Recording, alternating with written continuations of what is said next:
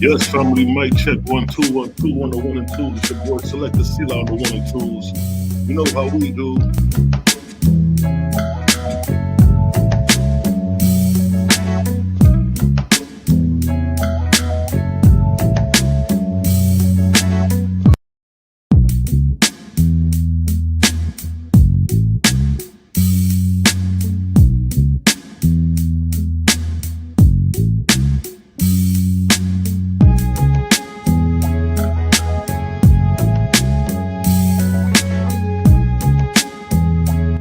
Yes, family, lodge up yourself, big up yourself. It's your Select the Seal Shlomo on the 1s and 2s. You know how we do. It's survives.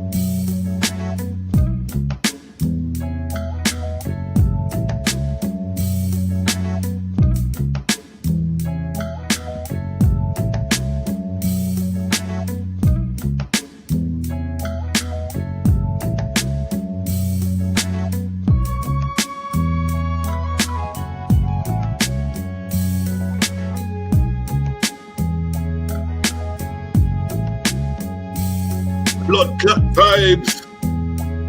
Yes, family.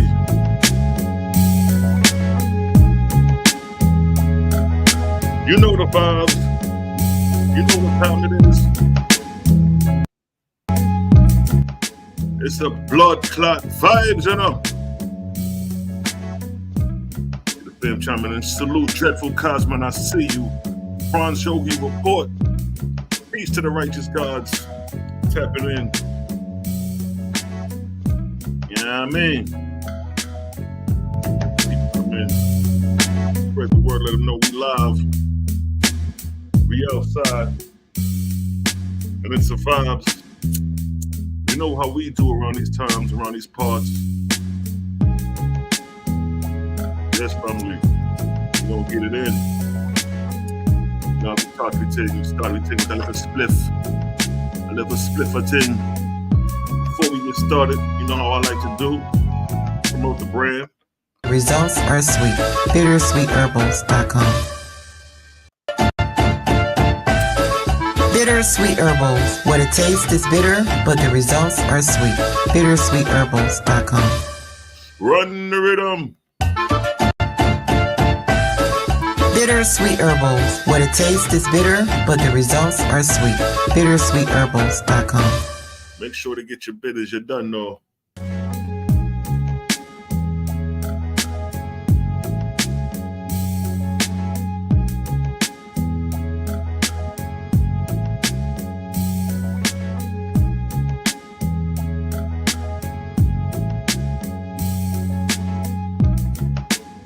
Yes, family. We have a vibe out there. You see the topic? You see the topic?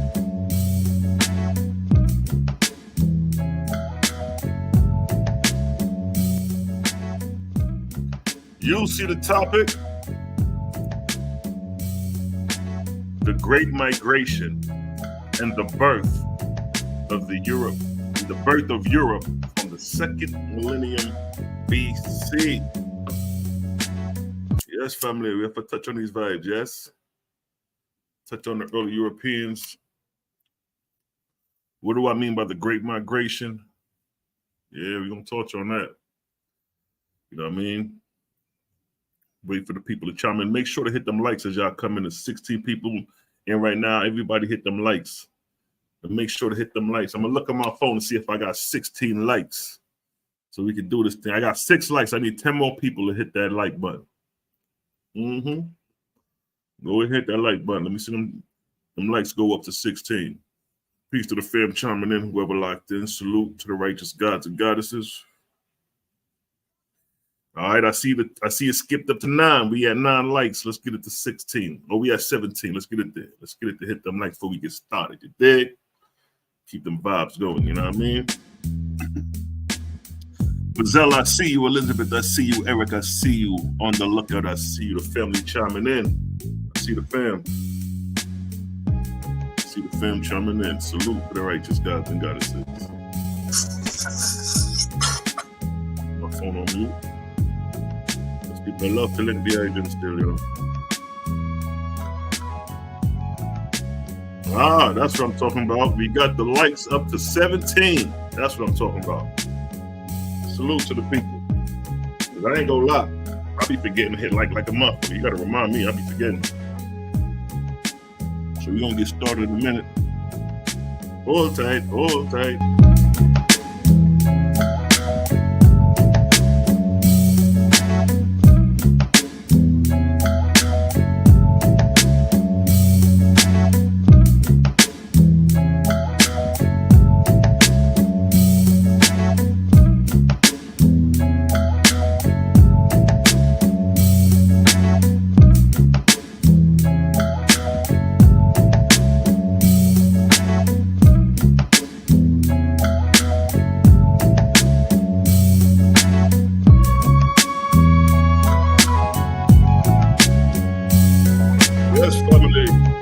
Up yourself, big up yourself. You don't know what time it is, yeah?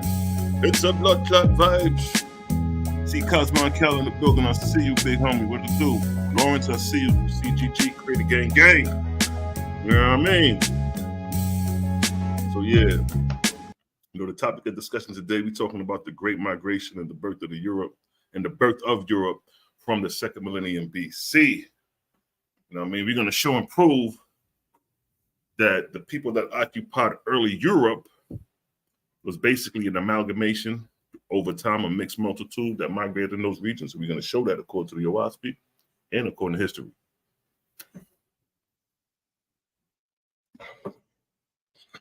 So let's go right into it. What's the hold up? Let me share my screen. Let me let the rhythm run.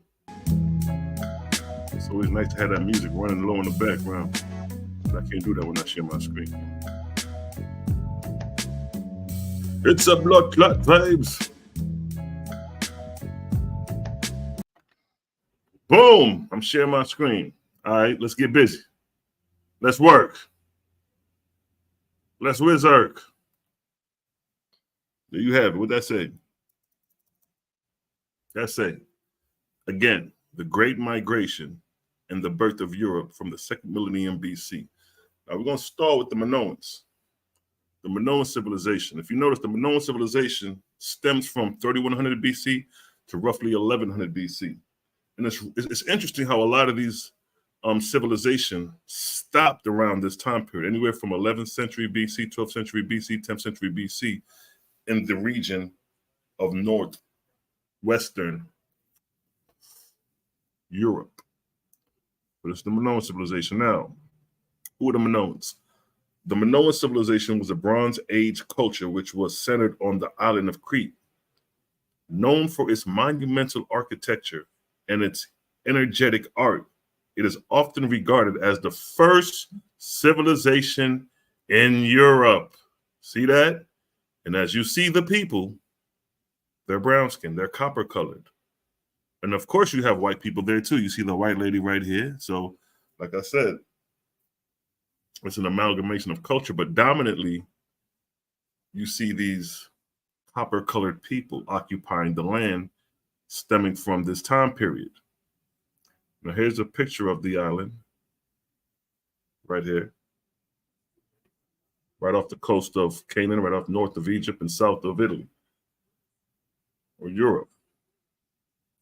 So this is what it is, and keep in mind, this is the first civilization in Europe. So we ain't even on the mainland yet, but we on this island where the civilization preceded the mainland civilization.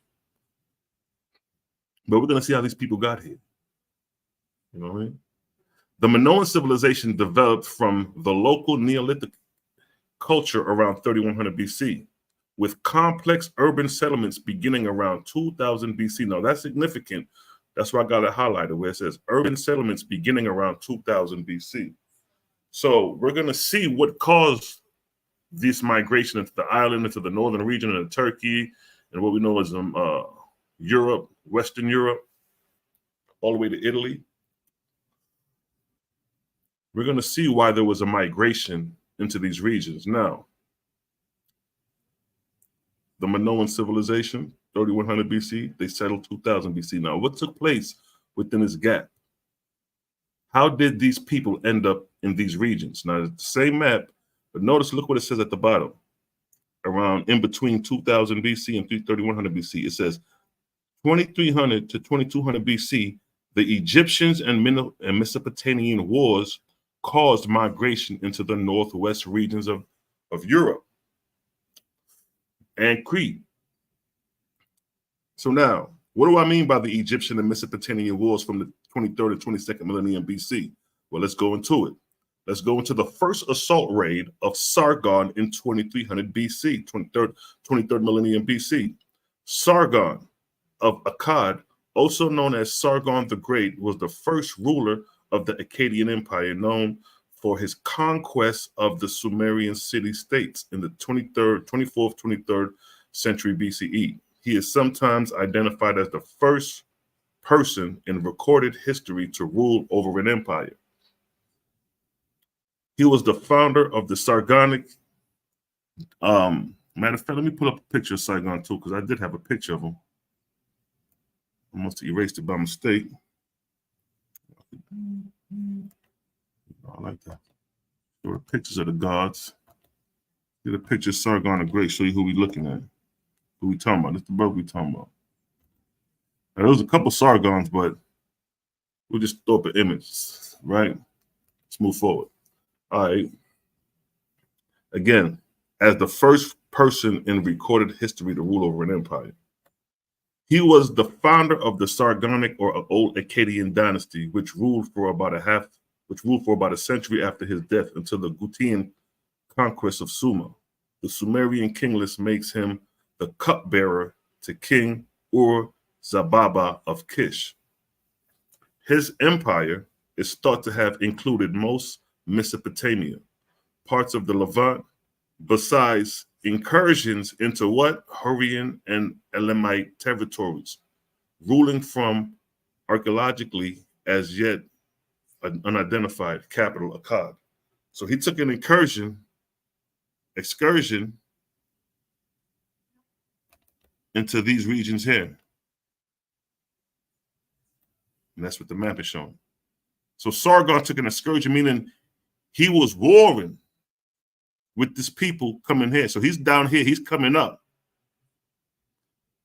right? So if he's coming up, conquering, what direction would the Hurrians and all these people in this region, where would they flee?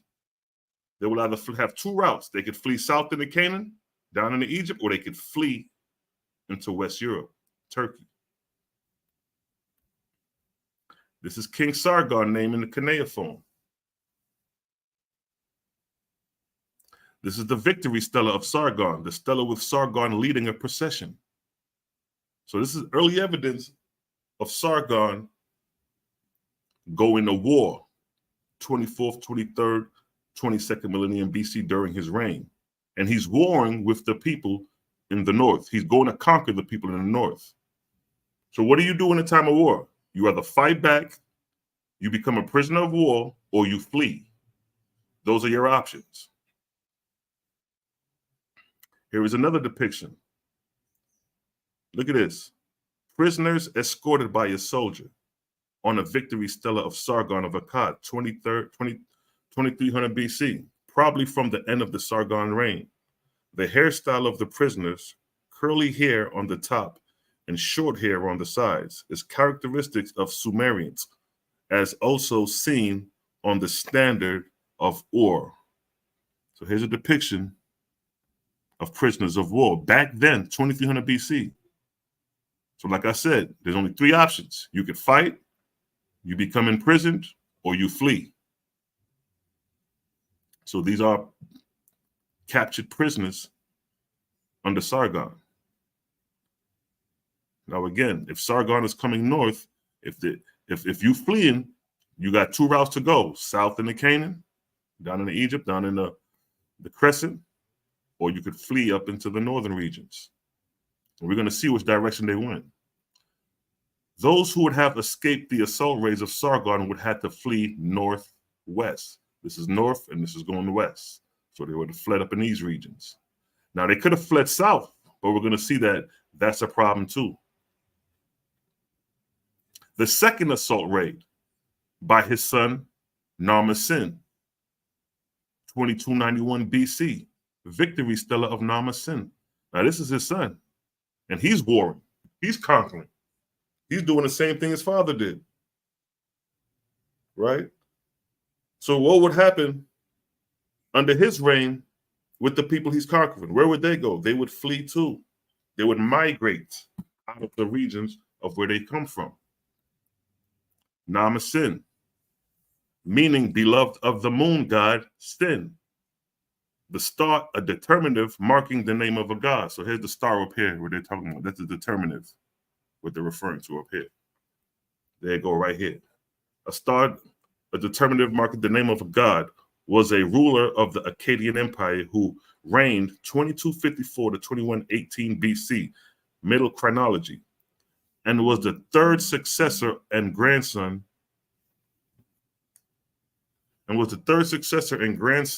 of King Sargon of Akkad. Under Narmer-Sin, the empire reached its maximum extent. Narmer-Sin victory stela depicts him as a god king, symbolized by his horned helmet, climbing a mountain above his soldiers and his enemies, and defeated Lulaba, led by their king Saturna. Elim came under the domination of Akkad in the time of Sargon, though it remained Restav, the second ruler of Akkad, Rimshu. So they're showing you here Narmer-Sin, Naram conquering. So his father was a conqueror, his son is a conqueror. And like I said, in the time of warfare, you have three options: become a prisoner, fight, or flee. Now look, the second ruler of Akkad, Rimush, campaigned there afterward, adding conquer of Elim and Parasum to his royal tutelary. I forgot how you pronounce it. The third ruler, Menshitsu, conquered the city of Anshan in Elim and also the city of Pisham, installing imperial government in those places. So they're letting you know this is a time period where these niggas over here conquering. Narmer-Sin campaigned from Elim in the east to Ebla and Arman in the west, Armanum. So look, he conquered all the way to Ebla. This is Ebla. Ebla is Syria. So he conquered from all the way down here coming up to Ezra. Now, keep in mind, when it's time of warfare, they could fight back, they could flee further south into Canaan or into Egypt, or they could flee north, west. So what I'm showing you now is that these wars that was under Sargon, under Naram, Rimshu, all these caused migrations further north for those who didn't want to engage in war, who was fleeing from persecution. Now, again, here's more proof of wartime in the 23rd millennium BC. Soldiers with sword on Nisariya stela of Naram-Sin. Naked captives on Narsiya stela of Naram-Sin. So again, you have captives, and there you go. Now pay attention to the helmet. I want you to pay attention to his helmet. You see that helmet he got on? Pay attention to this. And these are some captives. Like I said, you ain't going to war. You could flee. You could fight. Become a captive. Now, here's the third assault raid. Here's the reason why they didn't go and they wouldn't have fled into Egypt. Here's the reason why they wouldn't have fled south into Canaan, based off of this assault raid right here. The third assault raid by Pepi II, 2289 BC. his military campaign. Now, this is an Egyptian pharaoh. Now, keep in mind, they're being attacked from Mesopotamia. Now, you're getting attacks coming out of Egypt. To the northeast of Egypt, Pepe launched at least 5 military expeditions against who? The sand dwellers of Senya and southern Canaan. So if the people from Canaan is getting attacked from the south, where do you think they're going to flee? North. So you have people being attacked from Egypt, people being attacked from Mesopotamia, which is going to cause them to go northwest. This is the Great Migration. These campaigns are recounted on the walls of the tomb of Winnie, then officially a palace superintended, but given tasks befitting a general. Check it. The goal of his army was either to repulse rebelling Shemitic people or to seize their properties and conquer their land in southern Canaan. See that? It said to seize their properties. That's the same thing the Israelis are doing to the Palestinians. They're seizing their properties and claiming it for themselves. So you have Pepe II, an Egyptian pharaoh, right here, committing the same atrocities that you see the Israelis doing to the Palestinians as far as taking land. Again, let's read that. The goal of the army, which is Pepe's army, the Egyptian army, was either to repulse rebelling Shemites people or to seize their properties and conquer their land in southern Canaan. See that? The same thing going on, which is the Gaza Strip. This shit been going on. 22nd millennium BC, you have the same things going on that's going on today with Israel and Palestine. Now, an action possibly motivated by the intense commercial activities between Egypt and this region, the Egyptian campaign up to what was probably Mount Carmel or Ras Karun, landing troops on the coast using transport boats. See that? There was boats. That's how you think they got to the island of Crete. If the island of Crete was the first European nation, how do you think they got there? Boats. Winnie reports that walled towns were destroyed, fig trees and grapevines were cut down, and local shrines were burnt. This is the description of the campaign of Pepe when they ran into the regions of Canaan. They destroyed the area. Right? So here's the autobiography of Winnie talking about the conquest of Canaan under Pepe II. So again, if that happens, where do you think the people are going to go? Look at this. The effect of these assault raids would have caused mass migration into the northwest regions into where? See that? So the Akkadian raids from the 23rd millennium BC under Sargon and his dynasty, they would have caused a migration of people to move this way. And the raids of Pepe II, 22nd millennium BC, he came and conquered Canaan, and they would have caused a migration coming up into these regions, up into Crete. So this is the Great Migration due to these Egyptian and Mesopotamian wars, 23rd, 22nd millennium BC. Now back on track. The Minoan civilization developed from the local Neolithic culture around 3100 BC with complex urban settlements beginning around what? 2000 BC. So the 23rd and 22nd millenniums wars by Sargon, Namasen, and Pepe caused these people to migrate into the northwest region, unless held captive, and the remaining became prisoners of war and nomadic. So by the time 2000 BC rolls around, you have centuries of tribes in the Levant that are now nomadic due to the Egyptian and Akkadian wars, right? So at this time period, 2000 BC, guess what? This is the same time period that the so-called Hebrews, the Asiatics, the Hikakasu, is migrating into Egypt. On the walls of King-Hotep II, you see the Asiatics coming into Egypt, and this is 2000 BC. Now you hear a lot of people talk about, oh, the Egyptians was nomadics, they was uneducated, there was this, there was that, but they forget about the wars that took place several hundred years prior to that, which caused them to be nomadic. Because you remember on what we just read, they destroyed, we have short-term memory. Let's go back up. On the autobiography of Winnie, they describe what they did to the Canaanites right here. Winnie reports that walled towns were destroyed, fig trees and grapevines were cut down, and local shrines were burnt. They're talking about the regions of Canaan, the very same region where these people come from. That's why they're coming into Egypt nomadic, because during the Old Kingdom, under the reign of Pepi, 22nd millennium BC, they came and destroyed and conquered, like Sargon and his dynasty did, and his sons did. Now, after 1450 BC, the Minoans came under the cultural and perhaps political domination of the mainland Mycenaean Greeks, forming a hybrid culture which lasted until around 1100 BC, right? So roughly about 400 years later, 450, you see the Mycenaeans populations becoming dominant in the Mycenaean region, which is basically Western Europe, right? But first it started with the island of Minoa, with the Minoan civilization. And again, these are the Mycenaean people right here. These are the Minoan people right here. They look like Egyptians. They look just like how you see them on the Egyptian wall.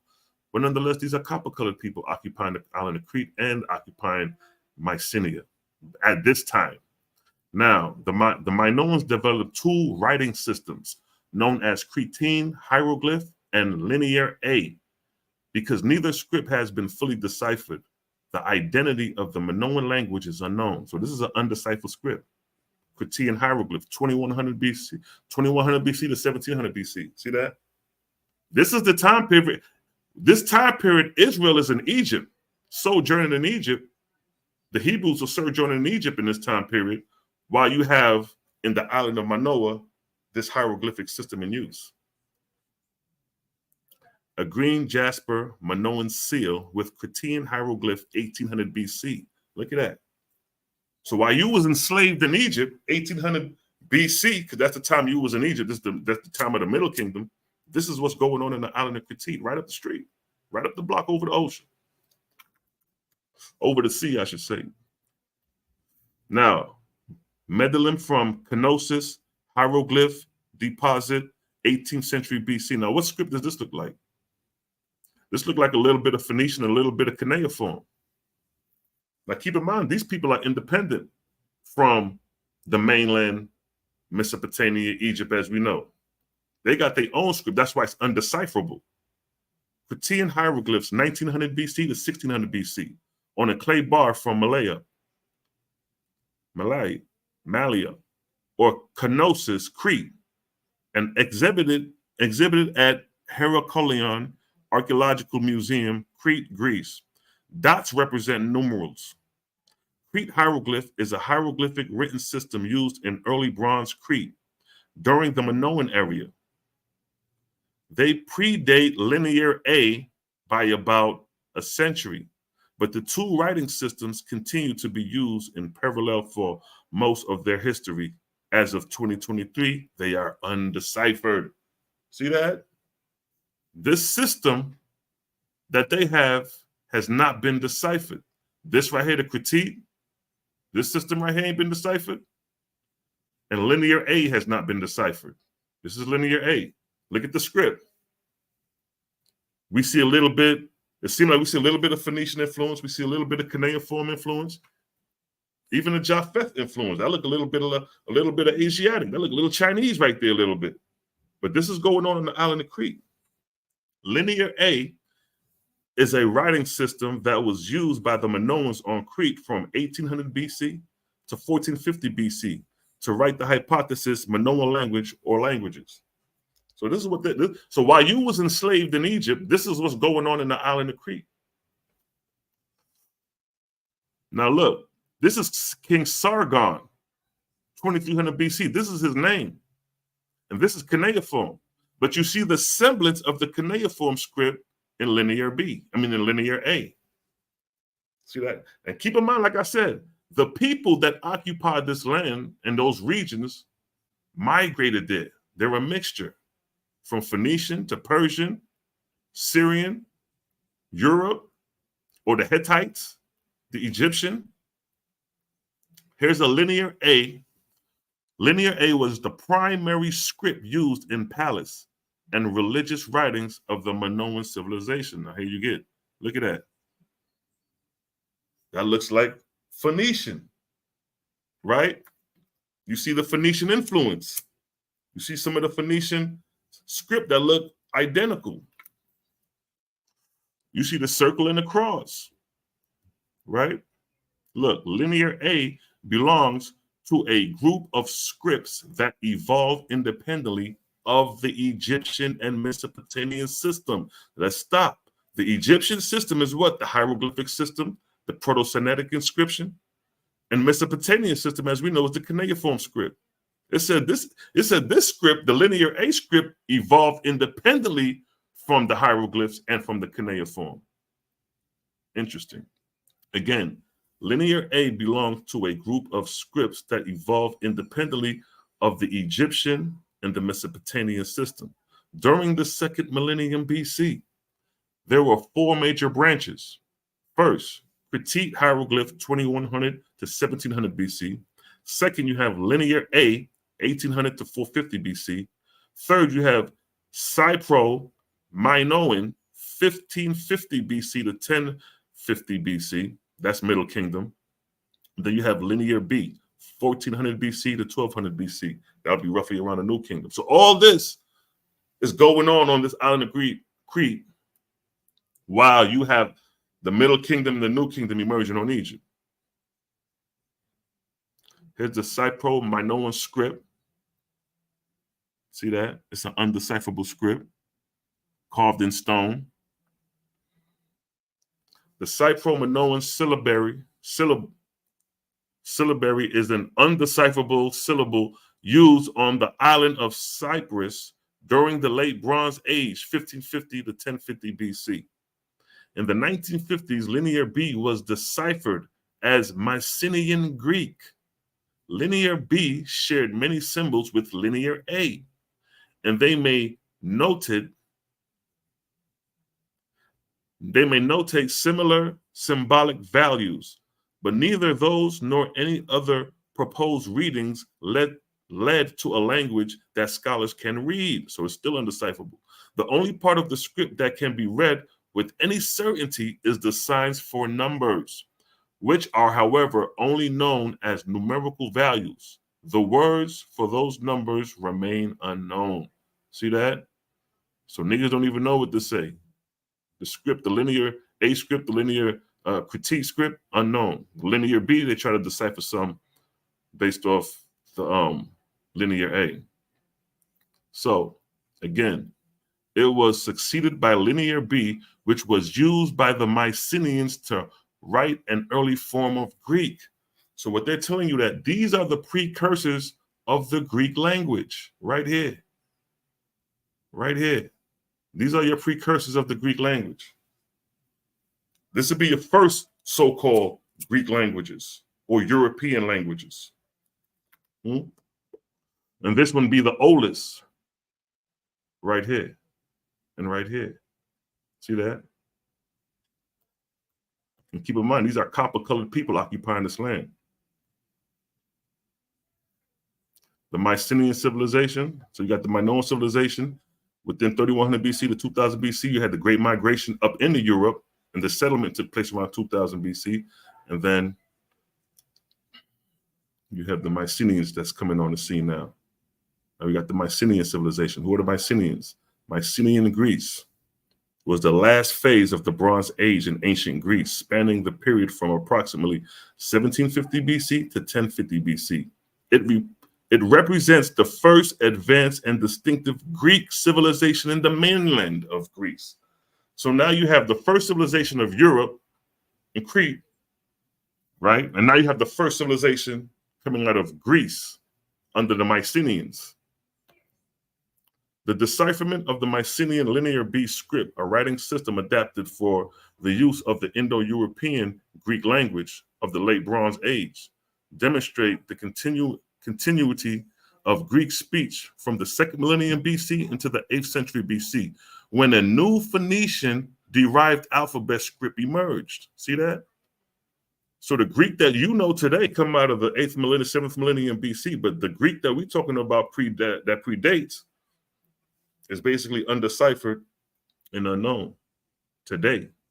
Moreover, it revealed that the bearers of Mycenaean culture were ethnically connected with the population that reside in the Greek peninsula. After the end of the cultural period, lastly, the decipherment marked the advent of an Indo-European language in the Aegean regions, in contrast to unrelated prior languages spoken in the adjoining areas. Various collective terms for the inhabitants of Mycenaean Greece were used by Homer in the 8th century BC epic, the Iliad, in reference to the Trojan War. See that?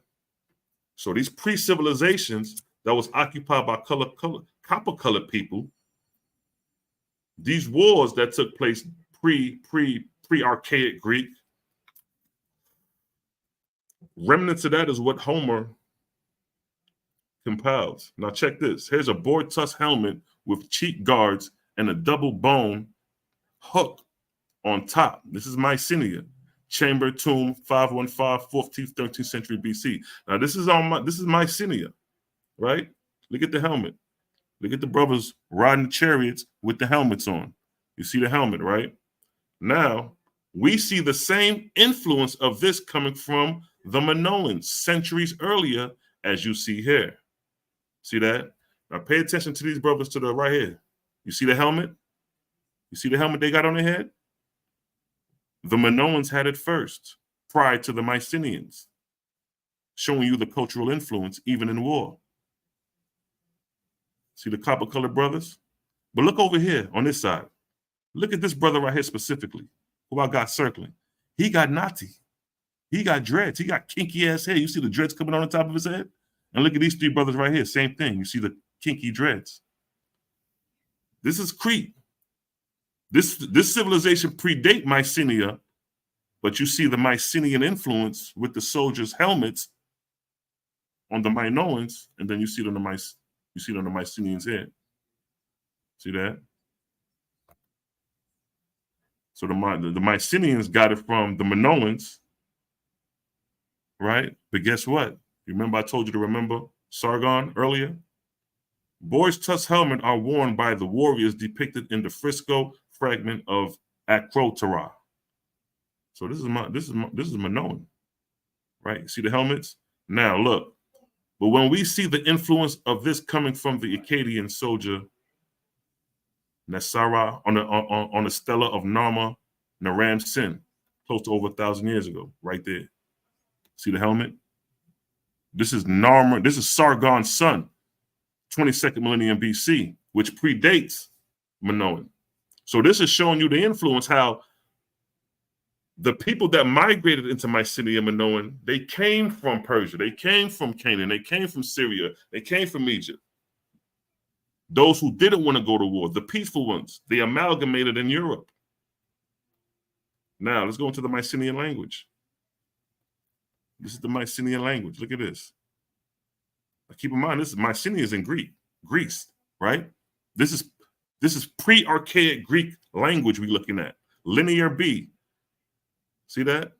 It's a symbolic script that was used for writing in Mycenaean Greek, the earliest attested form of the Greek language. See that? The earliest attested right here. And what does that look like? It resembles the Phoenician script. Strongly. Now keep in mind, the people that came into Mycenae came from those regions of Phoenicia, came from the regions of Persia. So you're going to see the cultural influence changes, modifications over time in these regions. Because wherever they fled from, they had to come with their language. So again, linear B is a symbolic script, syllabic script that was used for writing in Mycenaean Greek, the earliest attested form of the Greek language. The script predates the Greek alphabet by several centuries. See that? The earliest known example dating at around 1400 BC. It is adopted from the earliest linear A. See that? So they adopt their script from linear A, an undeciphered script potentially used for writing the Minoan language, as is the later Cypriot syllabary, which also recorded Greek. So basically, linear B is a precursor of linear A, spoken by the Mycenaeans 15th century BC and beyond. Now look, in the official records of another Bronze Age empire, that of the Hittite in Anatolia, Various references from 1400 BC to 1220 BC mention a country named, look at that name, Ahayawa. What a coinky dink. Who speak like that? Ahayawa. And look what Ahayawa is on the map right here. Ahayawa. Yahweh sound kind of close to Yahweh. See that? But keep in mind, the people that occupied these regions came from Phoenicia. They came from Persia. They came from Canaan. They came from the Mesopotamian region. They came from Syria and Ebla. They came from that region. The sand dwellers, all them people was pushed up north and then rooted out into Europe, occupying these lands, becoming a mixed and amalgamated people. Pre-Cosmon, right?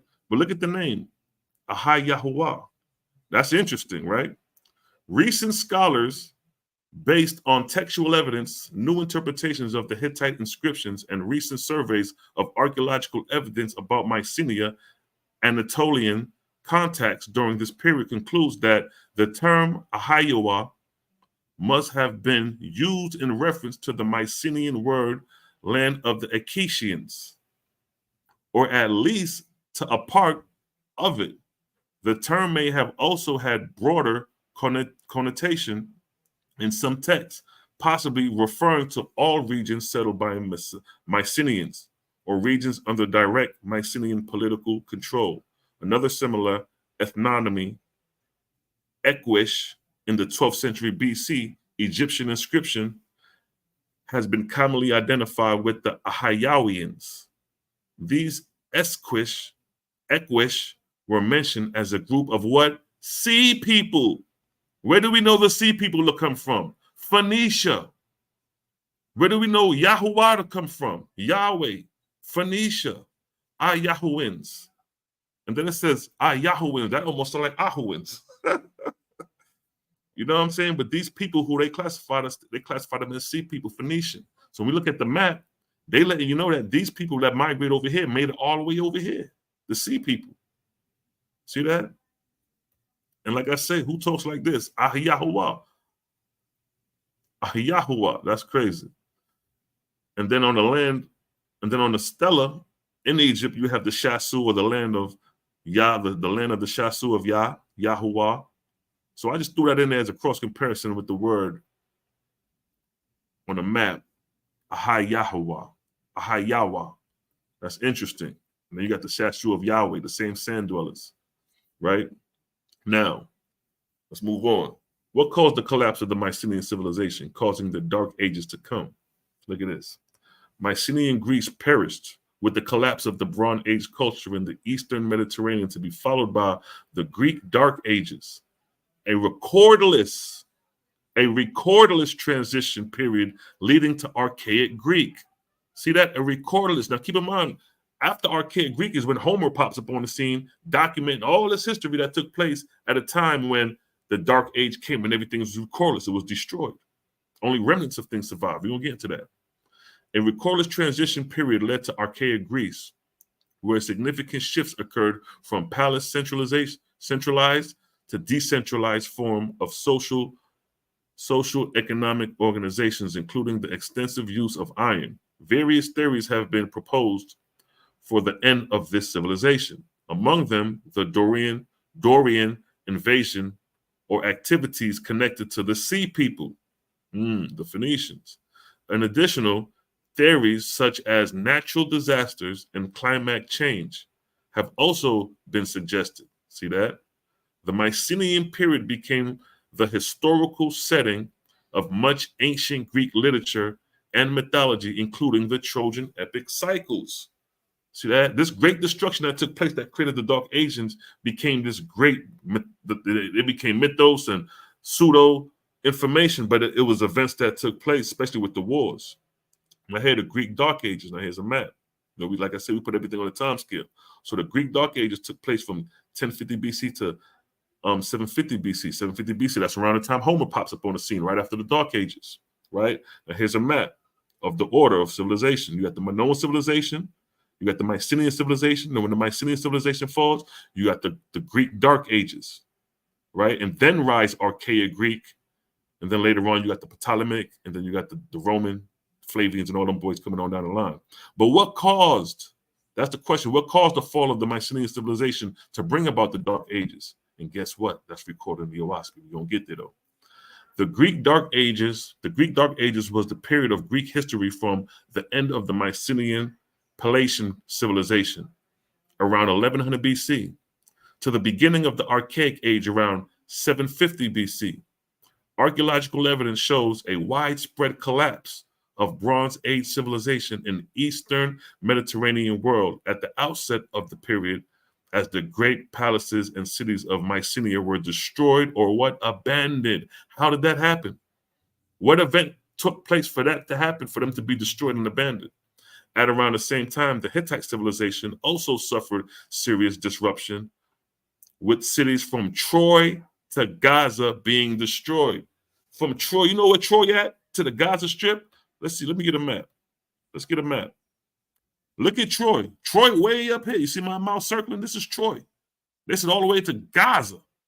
So this destruction took place basically from Egypt, northeast Egypt, Canaan, Syria, up in the western Turkey, to all the way to Greece, Troy. All that area was destroyed. Now, who and how this got destroyed? We're going to get into that. The Owaspy gives an account of the destruction of the Bronze Age Mycenaean civilization and surrounding areas, and also the northwest migration into these regions. Now let's get to the Owaspy. In the Book of Wars Against Jehovah, chapter 52, verse 1 through 4, it states, verse 1, of the land of Egypt, the above is suffice.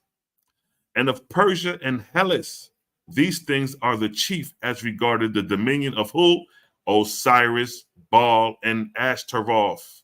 Now we got the deities that's behind the influence. So when we looked at Sargon earlier, when we look at Narmer Sin earlier, when we look at Pepe, all those was under the influence of these three deities. Because Ashtaroth is the goddess of Persia. She won Persia.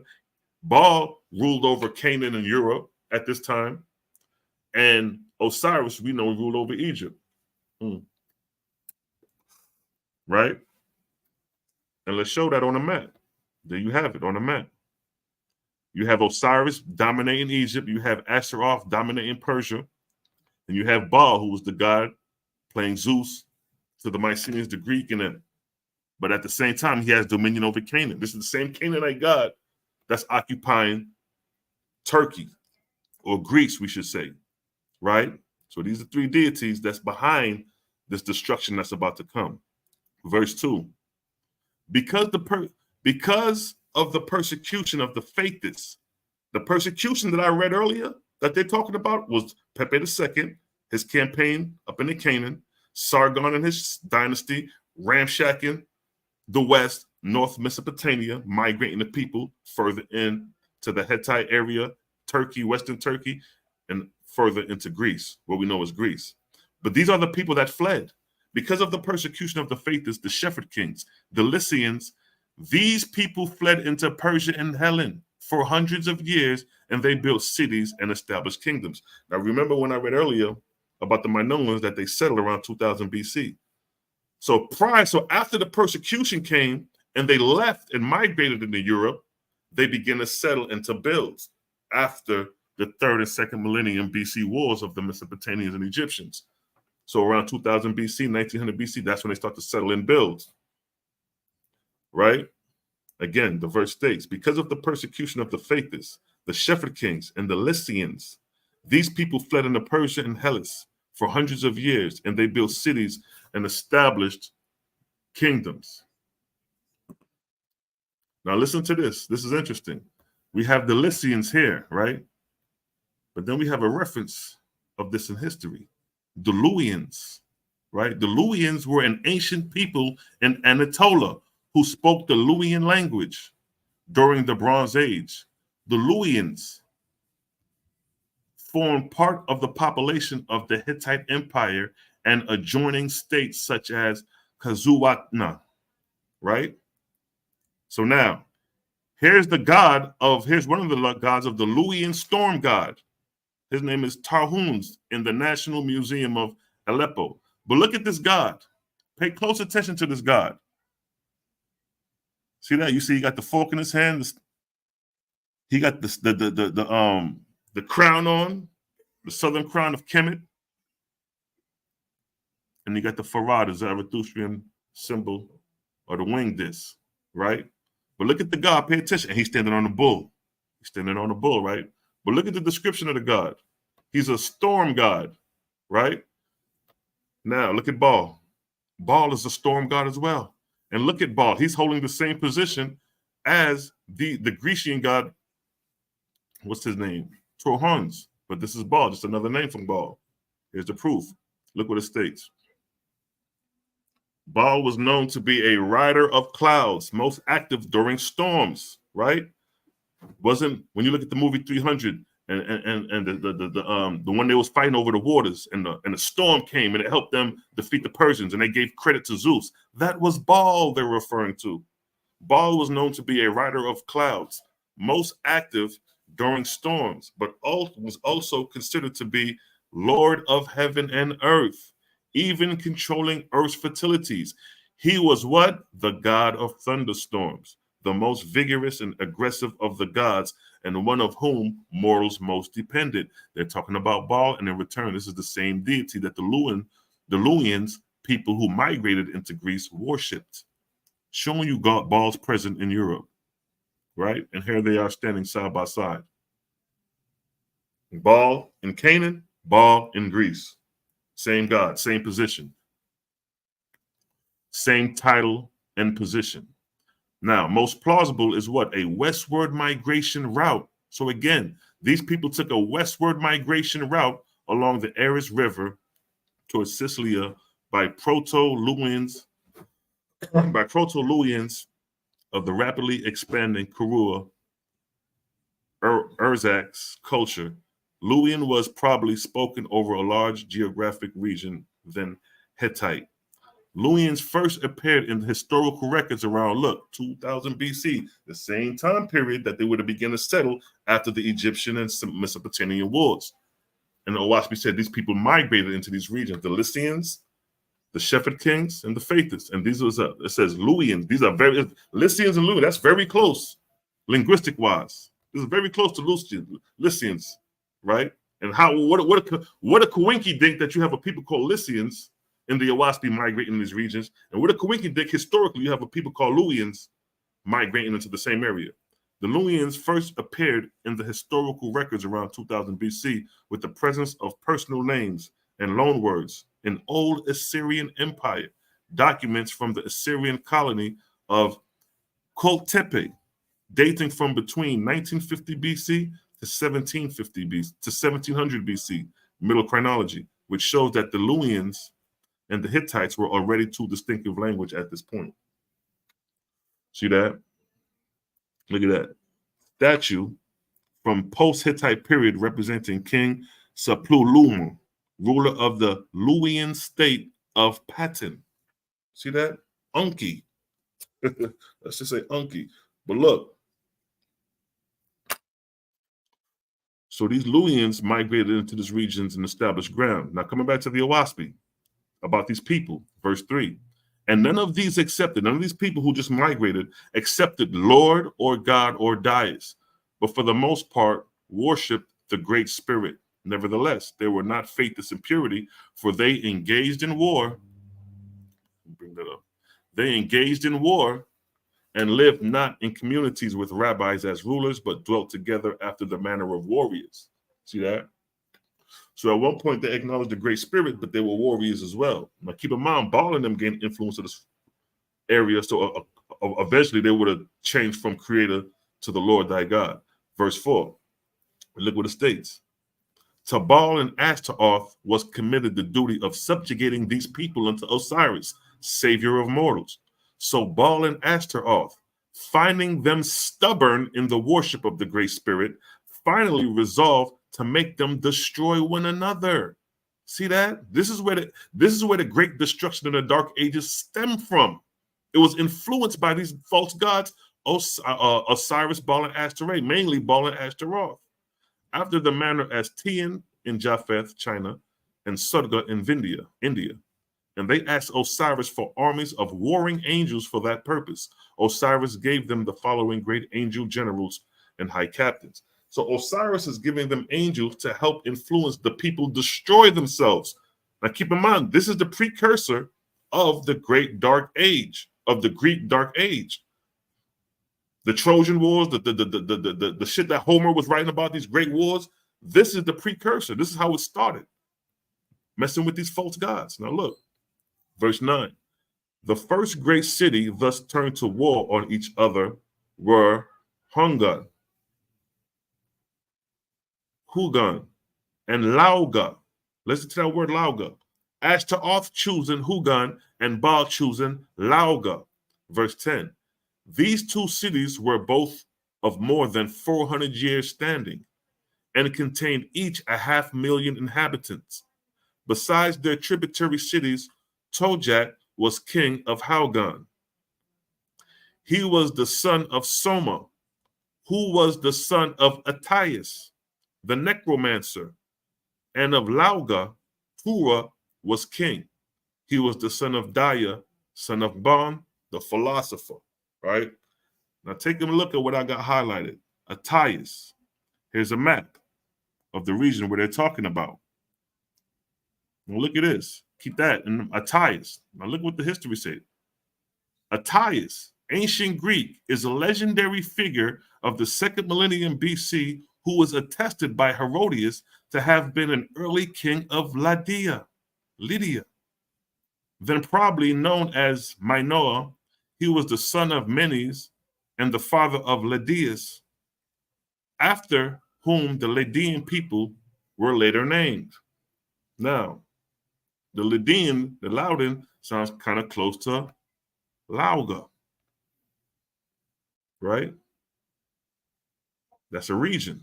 Lauga or Lydia, up in this region, showing you the similarities, right? Verse 24. And thus, as mortals play games with sticks and pegs, so played this god and goddess a game with these mortals of these two great cities, played, gave, and took to see the battle, lost or won. And they used their legions of angels to inspire mortals on, or to make them at times turn and flee.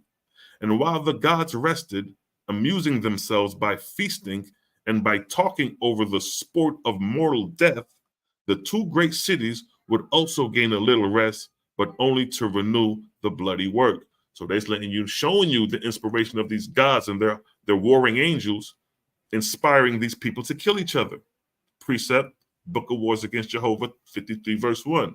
Jehovah had said, I created man blank as to good and evil, and I gave him liberty. And I gave liberty also to the spirits of the dead. But these spirits set themselves up as gods, and to glorify themselves use mortals in their own way. For they have found that mortals could be turned to good or evil, to war or to peace, to virtue or to lust, according to the inspiration of angels watching over them. So Jehovah's letting you know that these angels have a choice to do good or to do evil. And as you see, Baal and Ashtaroth under Osiris choose to do evil. They're inspiring mortals to evil instead of good. Verse 25. For 4 years, the gods, Ashtaroth and Baal, and the angels kept these two mortal cities at war. And though they lay a day's journey apart, all the way was strewn with the bones of the slain. And in 4 years, they were reduced to dust and ashes. And to the people of the last year, for the most part, they were inoculated with the poisoned air of the dead. And they died also. And yet it came to pass, Baal beat Ashtaroth in the battle of death, for he caused all his people to be slain, while yet a few of Ashtaroth remained. Now look at that. These motherfuckers then made a bet that I bet you I could inspire all my people, all the king's people, to kill themselves, and you won't. So Baal won the bet. He caused all the people in the city to get killed. Nobody survived. And the people that did survive the battle, they died through the inoculation of poison, through the dead aroma, the dead smell of in the air, the poison in the air, through the dead bodies. Look at that. Look how savage and diabolical and deceptive these false gods are, bringing this whole destruction to a people. Verse 26.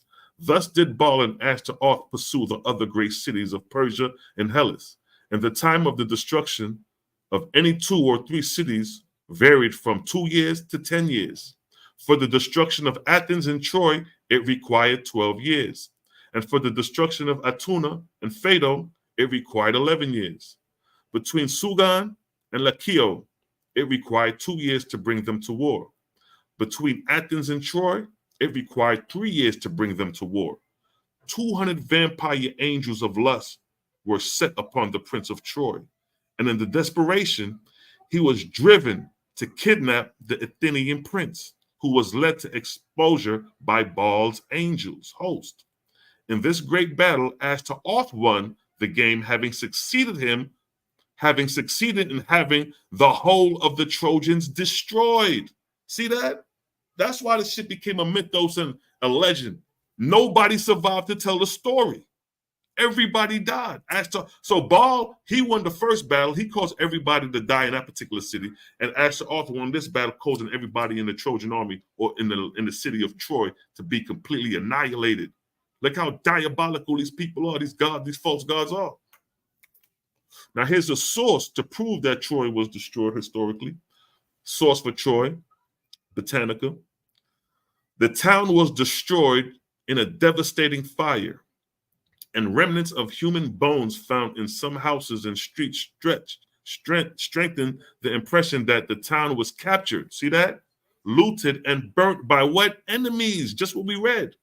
Based on the evidence of the imported Mycenaean pottery, the end of the Troy 7th A can be dated to what? Between 1260 BC to 1240 BCE, the very same time period that Baal and Ashtaroth is having these wars in Troy, in Greece. Same time period. That's what makes a wasp be dangerous, because when you put it on a timeline, it lines up. Verse 27. In the war between Tos and Sun, which lasted 9 years, it was an even game, for both cities were entirely destroyed, and all the people in them. Pay attention now, because these wars is what caused the Greek Dark Ages. This is what caused them. These niggas is killing each other to the point where nobody's surviving. Just imagine a whole city destroyed and no survivors. Again, from both cities were entirely destroyed and all the people in them, and also their tributary cities as well. But the city of Tol was destroyed within itself, for there was no city near enough to war upon it. The angels brought viruses from the dead of other regions and annihilated the breath of the people of Tol, and their flesh festered, and they died of themselves without war. Look at the nature of the beast. These angels brought viruses from the dead of other regions to poison these people in the air. They hit them niggas with the COVID. They hit them niggas with the COVID-19 back then. Verse 28. The whole time of the destruction was 160 years. And after that, Persia and Hellas were wasted and desert, and wild beasts coursed the country far and near. This is the result of what became the Dark Ages in Greece. These are your precursors of the Dark Age. This is what caused the Dark Ages. These wars that was inspired by Baal and Ashtaroth in Greece for these people to destroy each other. And they destroyed each other to the point that nobody survived. Only remnants here and there, right? So that is what caused the Dark Ages. See, the Greek Dark Ages from 1050 BC to 750 BC. Following the collapse, there were fewer, smaller settlements suggesting widespread famine and depopulation. See that? In Greece, the linear B script used by Mycenaean bureaucrats to write the Greek language ceased to be used. See that? This war through Baal killed off the language as well. They was using linear B at the time. They killed off all the people using the language. Nobody survived. And Greek alphabet did not develop until the beginning of the archaic period, which is after the Dark Ages. So the people coming up in the archaic Greek in the 8th century BC, they have no clue of what took place prior. They're not even descendants of those people because the majority of those people got killed off. And keep in mind, those people were copper-colored people that I showed you. There were some Europeans in there. Don't get me wrong, some white people. But for the dominant people were copper-colored people. That ball and Astaroth. These were the first European civilizations that got destroyed that were copper-colored people. The Europeans, as we know them, didn't come on the scene till around 750 with Homer, after the archaic Greek, after the Dark Ages. So now, look at that. Late on, between 950 and 750 BC, the Greeks relearned. Why do you think they had to relearn? Due to the prior war, the destruction of Troy, the destruction of Greece. Everything got decimated, right? So the Greeks relearned how to write, but using the alphabet of the Phoenician instead of the linear B script used by the Mycenaeans. You know why they couldn't use the linear B? Because there was nobody there to tell you and explain the script, because everybody got killed in the war on the ball and Astaroth. So now they got to use the existing script that's Phoenician. So that lets you know that they had to probably migrate back down south due to these wars, those who survived. Migrate back into Syria, Ebla, in order for them to even adopt the Phoenician script. So later on, between 950 BC to 750 BC, the Greeks relearned how to write, but using the alphabet of the Phoenicians instead of the linear B script used by the Mycenaeans, innovating in a fundamental way by introducing vowels as letters. The Greek version of the alphabet eventually formed the base of the alphabet used for English today. That's showing you that the Phoenician script is the English script comes from the Phoenician. Now here's the Gizar calendar Phoenician script, 10th century BC. This would have been the same time period that the Greeks, coming out of archaic, would have started examining and learning from the Phoenicians this script, right? Post-Greek alphabet emerged after Dark Ages, 950 to 750 BC, and I'm referring to the script right here. See that? The Nestor Cup inscription, the Euboean alphabet, 8th century BC. This is the early form of Greek script right here. It looks very much like Phoenician. You see where they borrowed it from. You see the similarity of the Phoenician script. This is the first archaic Greek script after the destruction of the Dark Ages. Here's another example. The Diplon inscription is a short text written on the ancient Greek pottery vessel dating to what? 740 BC, post-Dark Age. It is famous for being the oldest or one of the oldest known samples of the use of the Greek alphabet. Again, and there you see it. This is the earliest attested form of the Greek alphabet in archaic Greek, semblance looking like Phoenician, because that's how they got the script. They got it from Phoenician, right? Now, this is pre-Greek Mycenaean script, linear B, 1400 BC. This is before the Dark Ages. This is before the Dark Ages. And look at the script. It's a petroglyphic system. It's a petroglyphic script. The Mycenaean script, linear B, is a petroglyphic script. But look how they lost the understanding of this and adopted the Phoenician after the Dark Ages. This is what they adapted after the Dark Ages. They adopted this script. Look at the date, 8th century BC. That's after the Dark Ages. Prior to the Dark Ages, this is what their ancestors was writing. These were the copper-colored people in Greece, Mycenae, Minoan. This is the script. Look what it's saying.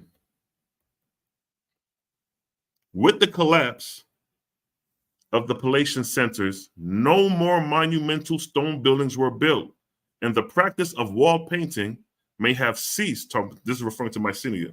Writing in the linear B script also ceased. See that? And vital trade links were lost as the towns and villages were abandoned. They're talking about the destruction. Once the destruction took place, linear B wasn't used no more. There were no more trade links from town to town. All that was abandoned. Writing in the linear B script ended particularly due to the redistributive palaces economy crashing. See that? There was no longer a need to keep record about commerce. The population of Greece declined. The world of organized state, armies, kings, officials, and the the redistributive system disappeared. Most of the information about the period comes from burial sites and the grave goods contained within them. Huh? That's how you get information and evidence and proof of these pre-civilizations that was destroyed based off burial sites and grave goods contained within them. That's why I say niggas like Homer would have had to do that information to get that. Like Homer just ain't pop up with all this information out the blue sky because of the level of destruction. There was no records left behind. So how did Homer get all this information about the Trojan Wars? That nigga would have had to been inspired. Now look, we're going into the Etruscan civilization emerged from the Dark Ages. Now keep in mind, after the wars, the Etruscan civilization emerged the same time as the archaic Greek civilization emerged. But check it. This predates the archaic. These are the first niggas, the first people, I should say, that emerge after the Dark Ages, the Etruscans. The Etruscan civilization is from 900 BC to 2700 BC. 900 BC, right around the time the Dark Ages. Now look, this is a map.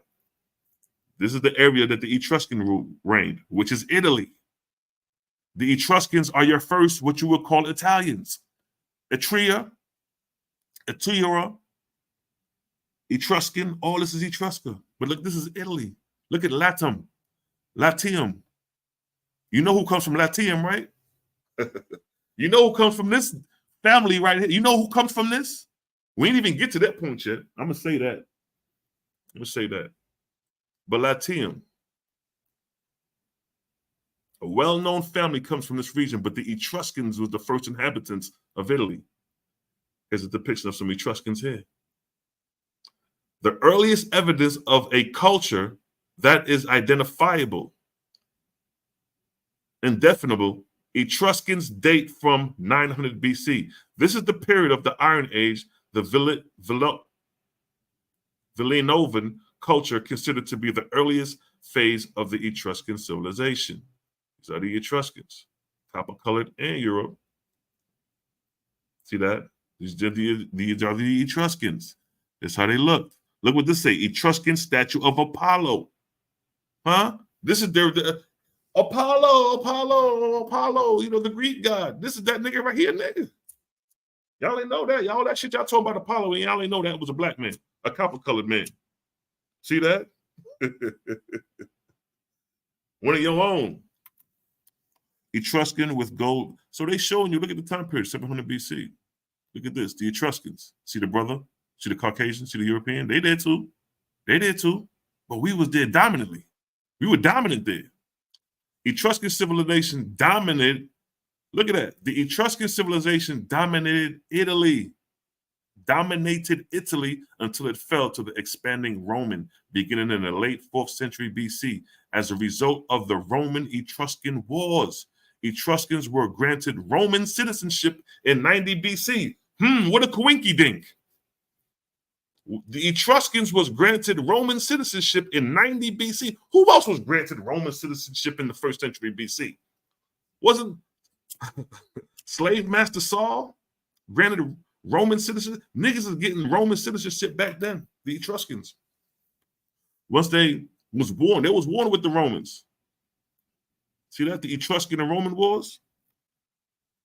But look, Etruscans were granted Roman citizenship in 90 BC, and only in 27 BC was the whole Etruscan territories incorporated into the newly established Roman Empire. So these niggas was already in there prior to the Romans, but then when the Romans came on the scene and they had the wars, the Romans dominated, and these niggas ended up falling under the Romans, getting citizenship. These are the Etruscan language. Look at the Etruscan language. Etruscan Baccario vessel shaped like a cockerel, bearing an early Assyrian, how you pronounce that? 700 BC. Hush. But look at the script. This is the Etruscan script. See that? And guess what? This predates your Latin.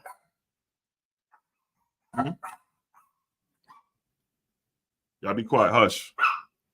Now look again. The Caputal, one of the longest Etruscan inscriptions, possibly 5th century BC. Another inscription. Y'all hush.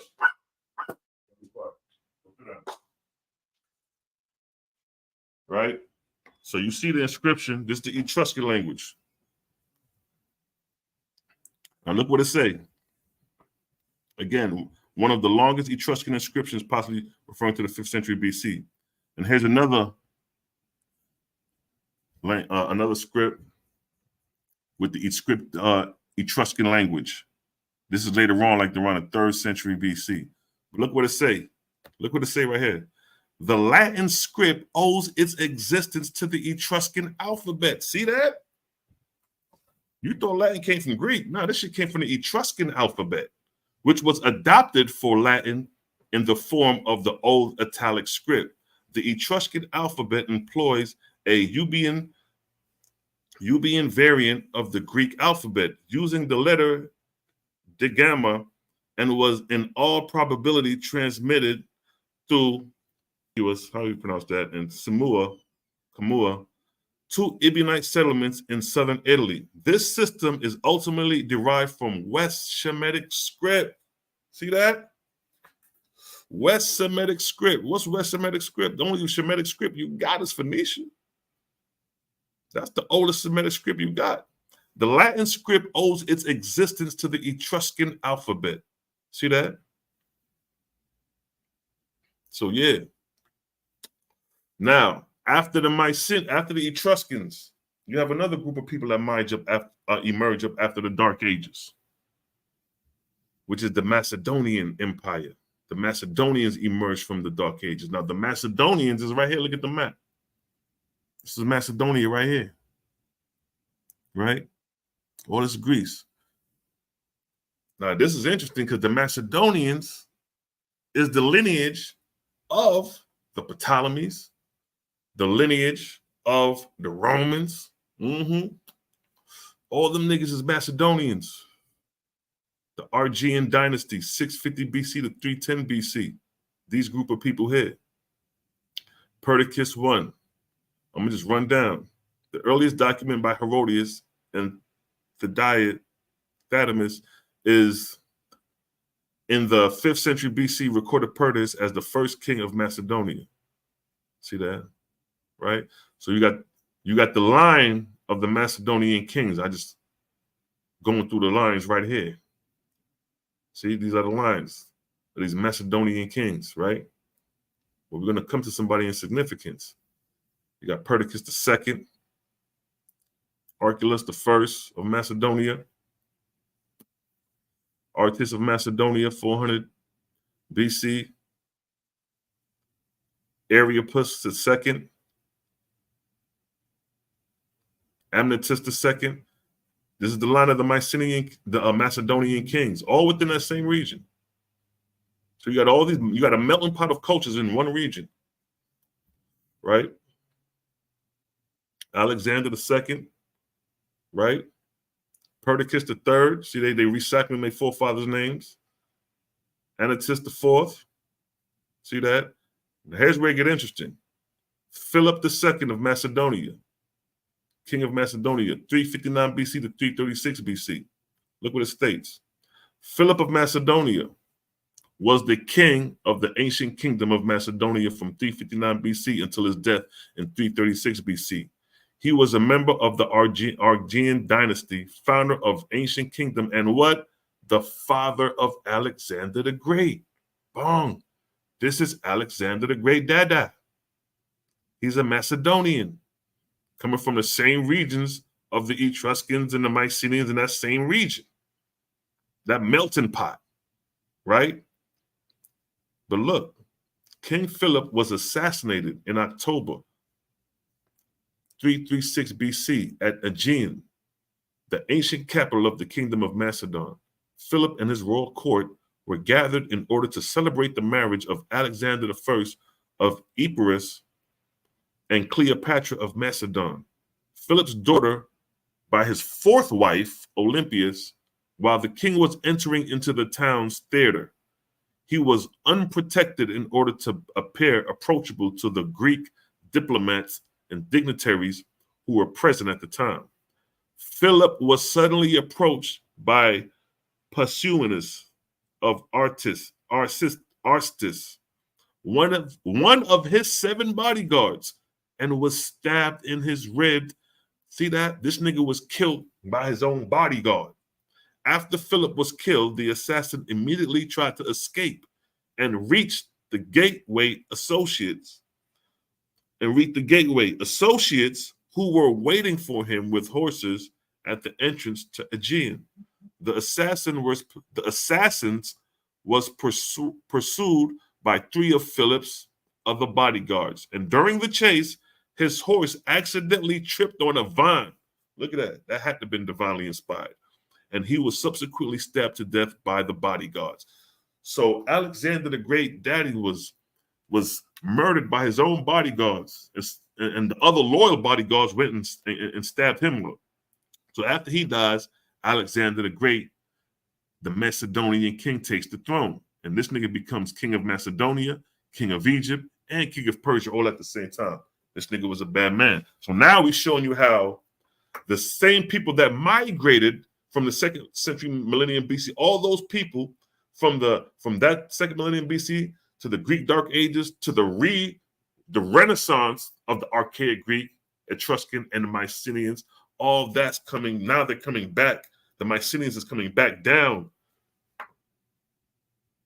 from Europe or the north, coming back down south, conquering Persia, conquering Egypt, and still holding his throne back home in Macedonia. So you got Alexander the Great, 336 to 323 BC. And after him, you have Alexander the IV, king of Macedonia. So the Argean dynasty rolling, the Macedonian bloodline still rolling. And then guess what you have next? Ptolemy, the savior, first king of the Ptolemaic dynasty. So now you have a Macedonian ruling in Egypt. Them niggas then came back after the wars. Them niggas coming back south to conquer. First king of the Ptolemy, but he's a Macedonian. Ptolemy Isoda was a Macedonian Greek, general historian and successor of Alexander the Great, who went to found the Ptolemaic kingdoms centered on Egypt, led by Ptolemaic dynasty, 305 BC to 30 BC. Father of Ptolemy, Logos of Odea, was a Macedonian courtier, the father of Ptolemy, the founder of the Ptolemaic dynasty. These niggas is Macedonians. How did Ptolemy get the title savior? After naming himself king, Ptolemy's first concern was the continuing war with the Antigonists, which was now focused on the island of Rhodes. In 304, Ptolemy aided the inhabitants of Rhodes against Antigonists and was accorded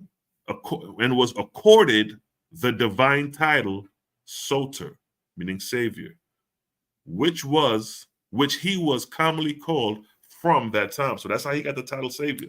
He aided in the war against Antagonists, right? Ptolemy's deity Serapis. Ptolemy Isoda made an effort to integrate his new Egyptian subject religion with that of the Hellenic rulers. Ptolemy's project was to find a deity that would win the reverence of both groups alike, kind of like Constantine. He's doing the same shit, kind of like Constantine, trying to find favor with the people to kind of slow things down with the war, religious sake, right? Despite the curses the Egyptian priests had chanted against the gods of the previous foreign rulers, who was lauded by the Hyksos.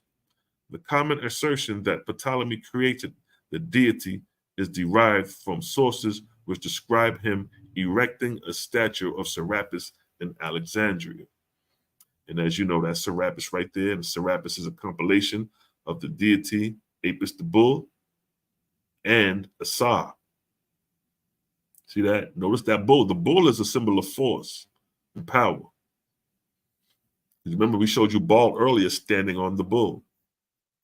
So these deities like to use the bull. So here you have Serapis, a Grecian Egyptian god, a syncretic deity derived from the worship of the Egyptian Osiris and Apis. Serapis was extensively popularized in the 3rd century BC on the orders of Greek pharaoh Ptolemy Isoter, Ptolemy the Savior. Now, this is your precursor. We showing you, now I ran out the lineage. Now we come into the precursors of the concept of a savior, pre-Christianity.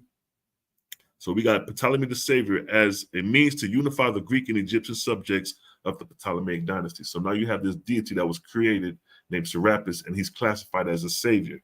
Just like Jesus was classified as the savior of men. Now you have Serapis classified as the savior 300 years before Christ.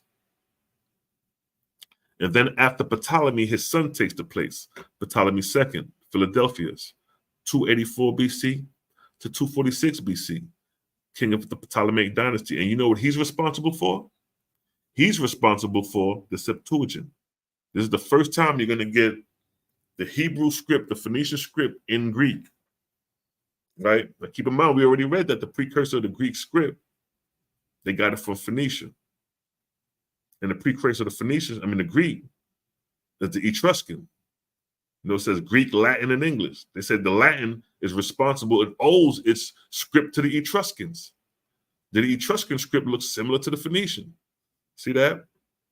So it's not Hebrew, Greek, Latin, and English. It's Phoenician.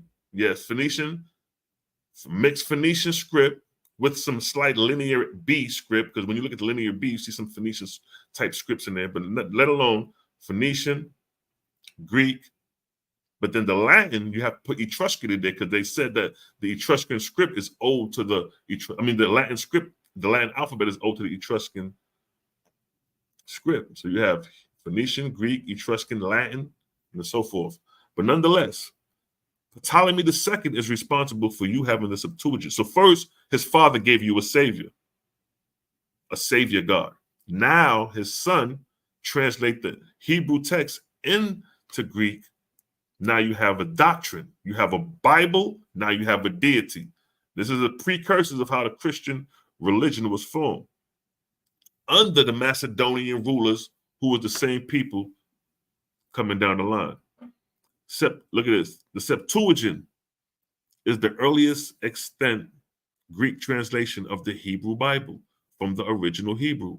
The full Greek title derives from the story recorded in the letter of Arteas to Philocrates. I can't pronounce the words like Philocrates, that the law of the Jews were translated in the Greek language at the request of Ptolemy II, Philadelphia's, by 72 Hebrew translators, 6 from each of the 12 tribes. That's the claim how the translation came about from Hebrew to Greek under this man rule. Oh, we have some drink something. Right? So that's how you got the Septuagint. It was under the rulership of Ptolemy II. That's how they got the book, right? And here is the letter of Arteas, which is supposed to be the letter that was given for the translation in detail. The work related how the king of Egypt, presumably Ptolemy II, is urged by his chief librarian, Demetrius, that's a picture of Demetrius right there, to have the Hebrew law translated into Greek, and so added the knowledge of the Hebrews to the vast collection of books the empire had already collected. The king responds favorably, including giving freedom to the Jews who had been taken into captive by his predecessors, and sending lavish gifts, which are described in great detail, to the temple in Jerusalem along with his envoy.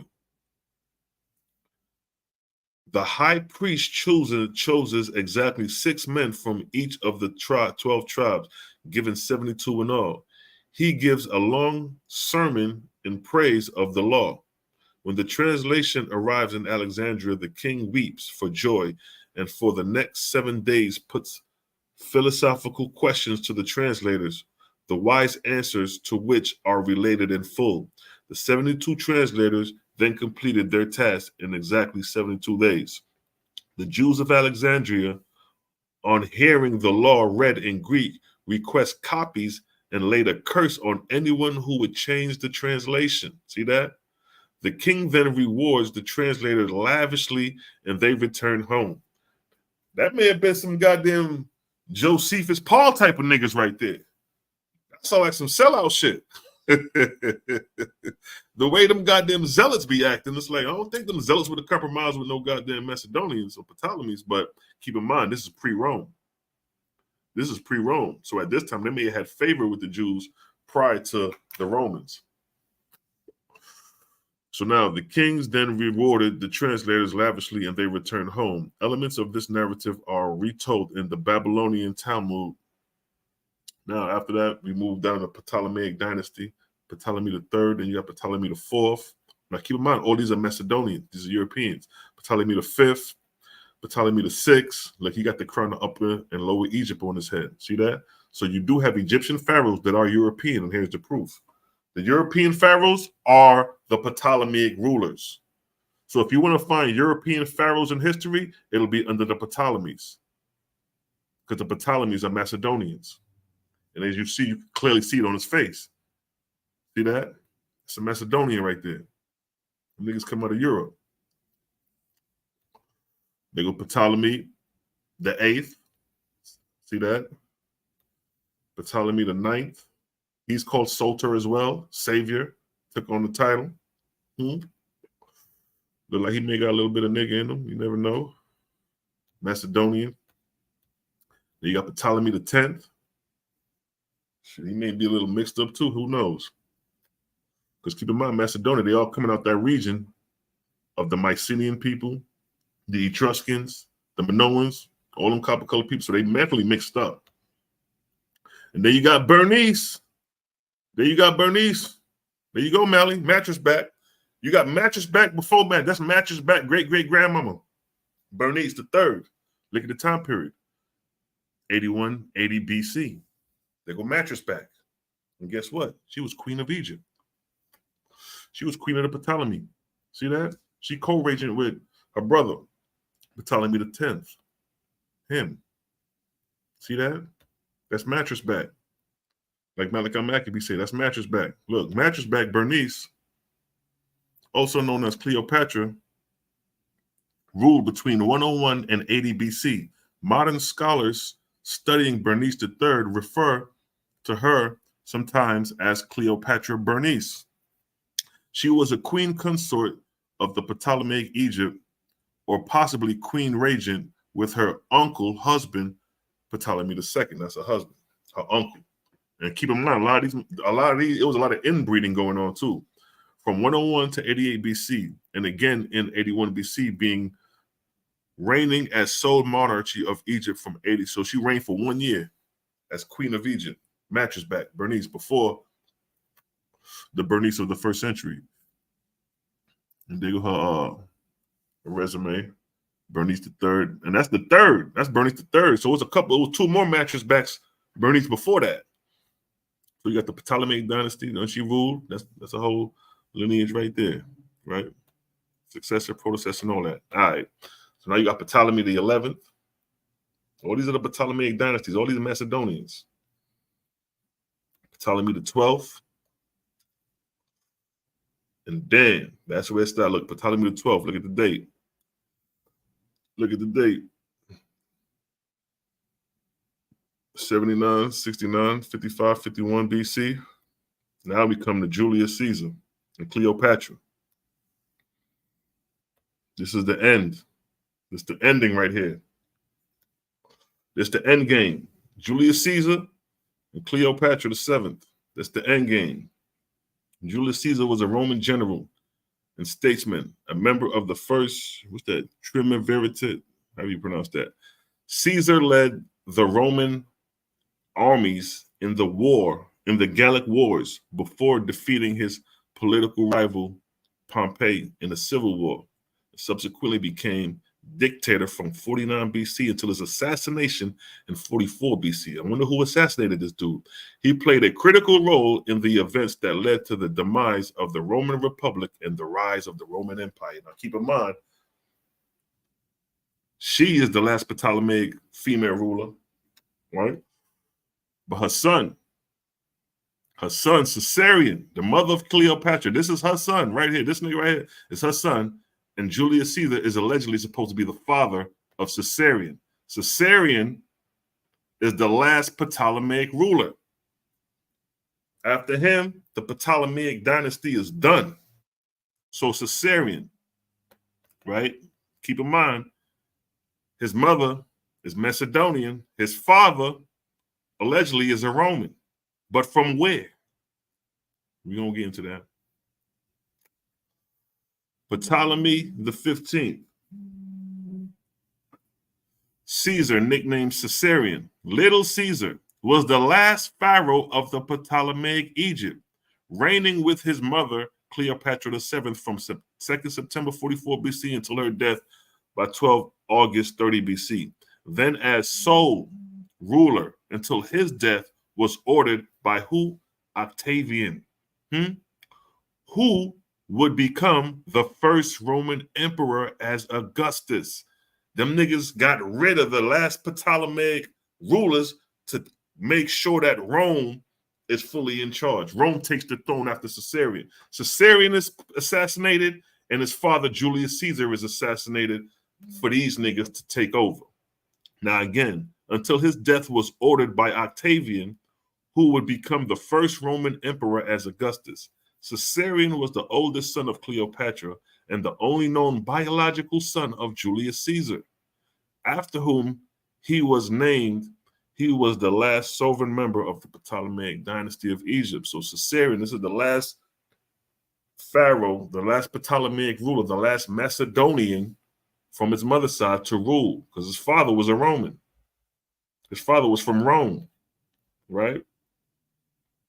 The rise of the Roman Empire and Flavian dynasty. So Augustus now is ruling. All these niggas, like, keep in mind, I ran down a whole history coming from the same region where these niggas is coming from now. They just emerged out of archaic time periods prior to the destruction under Baal and Asheroth, destroying the Mycenaeans and Minoans. Their forefathers, their ancestors, right? This is Caesarion, also known as Octavian, was the founder of the Roman Empire. He reigned as the first Roman emperor from 27 BC until his death in 14 AD. Then you had the lineage, Tiberius, and you come down the line, Caligula. Caligula was the nigga who wanted to put the statue in the temple, had the Jews going crazy, like, we ain't having it. And Caligula is in Antiquities Unveiled. He was a stubborn spirit. They didn't want to come back and tell you niggas nothing. So he still carried his attitude from the 1st century BC. Then you got Claudius, 41. So these are the Roman Empire's ruling. Nero, he comes on the scene. But look at the date. Nero from 54 AD to 68 AD. And guess who comes on the scene right after Nero? Guess who comes on the scene right after Nero? There you have it. Flavians. Now keep in mind, by the time you get to the Flavians, we already got the Greek Septuagint. We already got the concept of a savior. We already have all that. Yeshua has came and went. The so-called disciples has Paul preaching the gospel. All that's going around with the Ptolemies. I mean, with the under the Romans, and then coming to the Flavians. So there you got the Flavians. But look, where is the Flavians from? Where's Vespasian father from and his father from? You remember when I showed you that map earlier and I said, remember that place called Latium? This is where the Flavians is from, Latium. This is the region and origin of the Etruscans. After the destruction of the Dark Ages. You remember when I said that after the Dark Ages, after the Archaic Age, who emerged from that? What emerged? The Macedonians emerged and the Etruscans emerged. Those two nations emerged from the destruction of the Dark Ages. The Etruscans and the Macedonians, those two people. The Etruscans copper colored, the Macedonians European. That's why I said the Etruscans, the Etruscan and Roman wars, that could have been a race-based thing too. Because the Etruscans were black. Although they was white too, but they was dominantly black, just like the Mycenaeans and Minoan, based off what we see.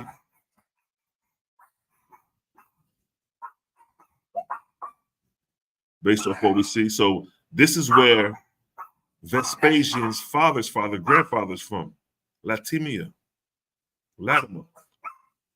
The very same regions where the Etruscans is from. And here's the Flavian family tree. Right? Titus Flavian, Petro, that's the father. That's the nigga who started off right here. Petro and his wife. Then they had Flavian, Sabinius, however you pronounce that. That's Vespasian's father. Petro is Vespasian's grandfather. They got Vespasian right here. Then you got Titus,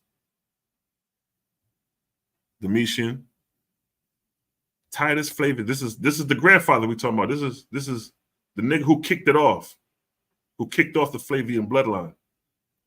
This is what I say about him. Titus Flavius Petro was the paternal grandfather of the Roman Emperor Vespasian. What little is known of Petro comes from Suetonius, who says that he was a native of Rita in what? Latium. Latimum. How do you pronounce that? Latium. The same area I just showed you up here on the map, right here. This is where his forefather is from. So if Flavian's forefather is from here, and this is the land of the Etruscans, and they already say that Italians come from blacks. See that? Nigga, the descendants of the Flavians is Etruscan. He was a native of Rita in Latium and had been one of the loyal soldiers of Pompeius during the Civil War and might have been a centurion.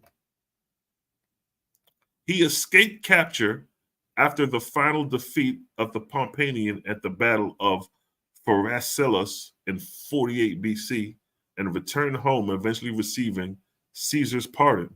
He became a publicanus, a collector of taxes on behalf of the Roman Republic. See that? See that? This is Titus Flavian Sabinus, father of Vespasian. Right? Titus Flavius was a Roman, what's that? Equus, and the father of Emperor Vespasian. Look what it says. Sabinus came from Rhytna in the Sabine regions of Italy, the son of Titus Flavius Petro and his wife. Right? So we're showing you where these niggas come from. They come from here on the map. Right here. And this is Etruscan territory. Post Dark Ages. So they would have been here when the Etruscans was here, because the Etruscans civilization didn't fall to the 1st century BC. So niggas was still running around that region, mixing in with the bloodline. You dig? Here's a map of the Imperial Rome at the time. Right here. And these are the same regions these are the same regions in the 2nd, 3rd, and 2nd millennium BC that caused the Shepherd kings, the Lycians, the Persians to migrate into these regions due to the wars of Sargon and his dynasty and his sons, and Pepe and his campaign of warfare would have caused a mass migration in the 2nd millennium BC into these regions, producing the Mycenaeans, the Minoans first, then the Mycenaeans, settling in these regions 2000 BC on coming on down, creating the Cretan script, hieroglyphs, creating the linear A script, creating the linear B script. All this taking place 2nd millennium BC. And then Ashtaroth and Baal destroys this region, destroys these people around 1100 BC. He destroys everybody in the region. Only a remnant, a small remnant survives. A very small remnant survives. because we just read how everybody died in the battle except a few. And that produced the Dark Ages, all within this region. And then out of the Dark Ages emerged archaic Greek, emerged the Etruscan civilization, emerged the Macedonians, which brings us down to today's people of the first century, producing the Ptolemies, producing the Romans. See that? All within the same region right here. Macedonia would be right here. That'll still be considered Italy and Roman and Etruscan and all that.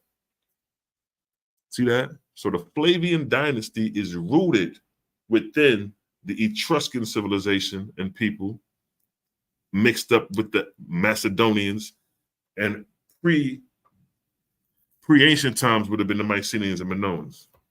You dig? And with that, family, give me your vortex in the chat if y'all getting this understanding. You know what I mean? And to go through that real quick, give me that vortex in the chat if y'all getting that understanding, you know. Because it's a blood clot vibes. Run that.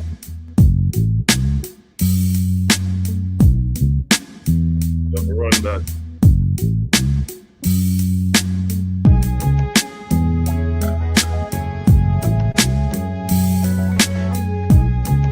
Big. It's a blood clot vibes. I want to hop on for a minute. I want to hop on for a minute and talk about it. Let's talk about it.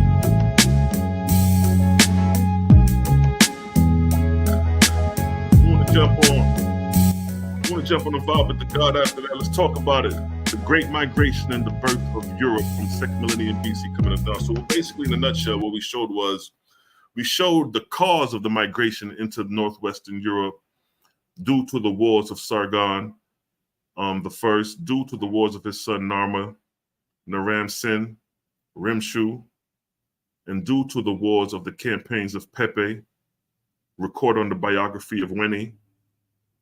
That caused the mass migration of Persians, of Syrians, which would have been the people of Ebla, Phoenicians, the Canaanites, the sand dwellers, because Pepe would have been pushing them north and Sargon would have been pushing them west. So they would have went northwest into what we know as Turkey, crossing over into what we know as Greece. And these people, after hundreds of years being there, settled by 2000 BC, they settled and had towns. These became the Mycenaeans, a mixed multitude of people. See that? And then the Mycenaeans was destroyed under the rulership of Osiris through Baal and Astaroth when they went to demise and conquer that region, which produced the Dark Ages. Let me pull up that map real quick. The map is a summary to show the transition. Let me show the map and break it down. That map that I had right there. That's the transition. Everything I read was in this parameter. As I said, when you put on a timeline, everything, it changes everything. So it started with the Minoan civilization from 3100 BC. And then around 2000, they settled. The wars took place within the 23rd, 22nd millennium BC. Let me pull up that where I got that marked real quick. Right there. See that? So the Minoan civilization to the Mycenaean civilization, within that time period, 2000 BC is when they settled. The 23rd, 22nd millennium BC is when the wars took place. If I got the one with the map with the wars on there. No, you got it. I don't think I got the one on there. Let me see. Hold up. Do that quick out. Well, yeah, there you go, right there. So now, all right. So right here, 2300 BC to 2200 BC, the Egyptian and Mesopotamian wars causing migration into the northwest region. Okay, that's how they got there. They got there through the Egyptian and Mesopotamian wars.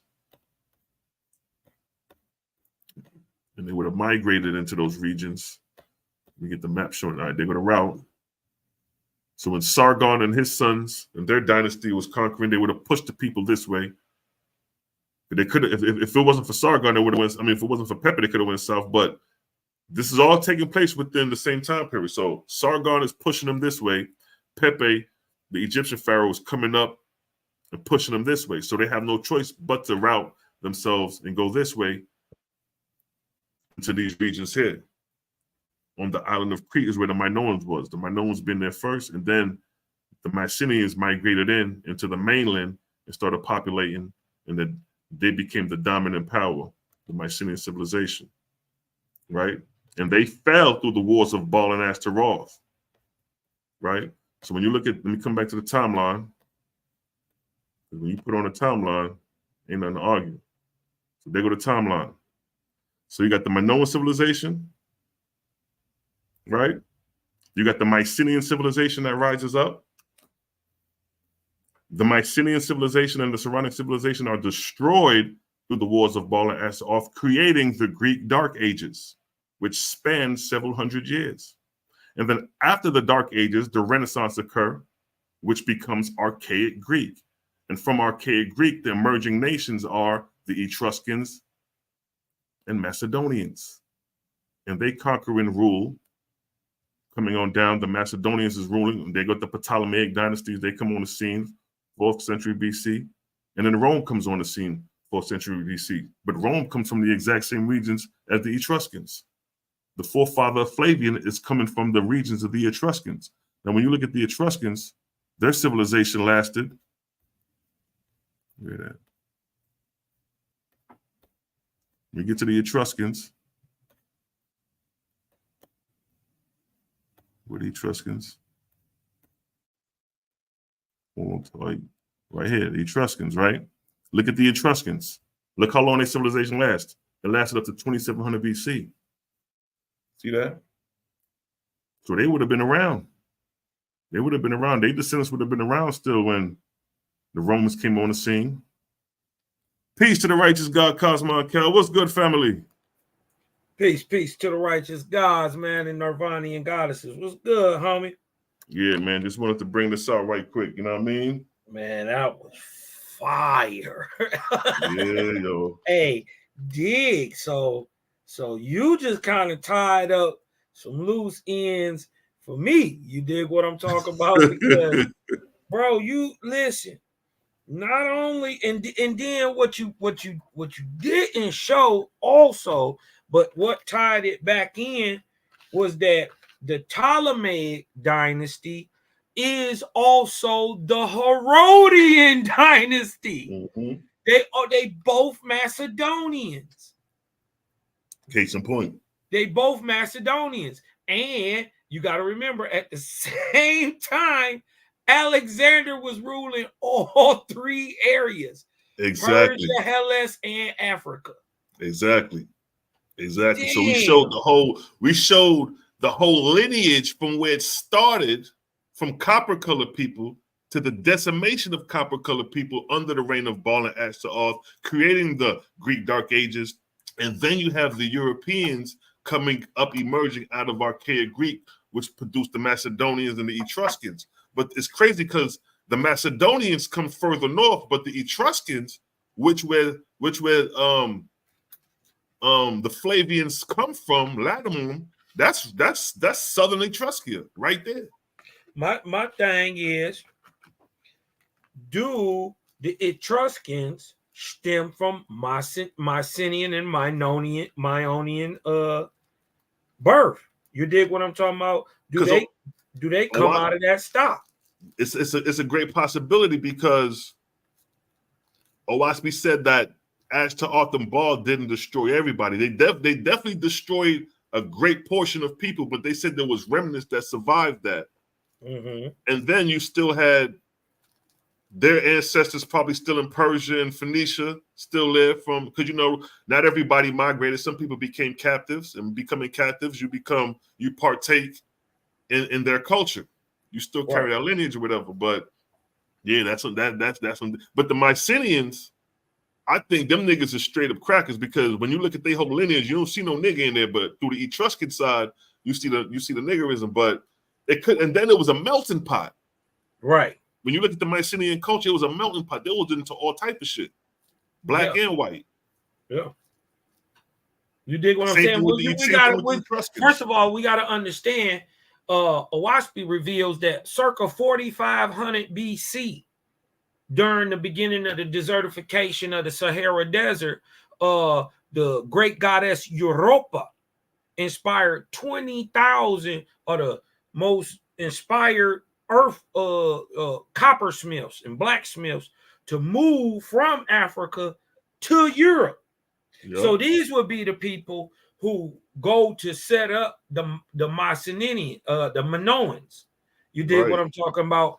Some 3100 BC. This is why they come out already with a Phoenician script. Day one.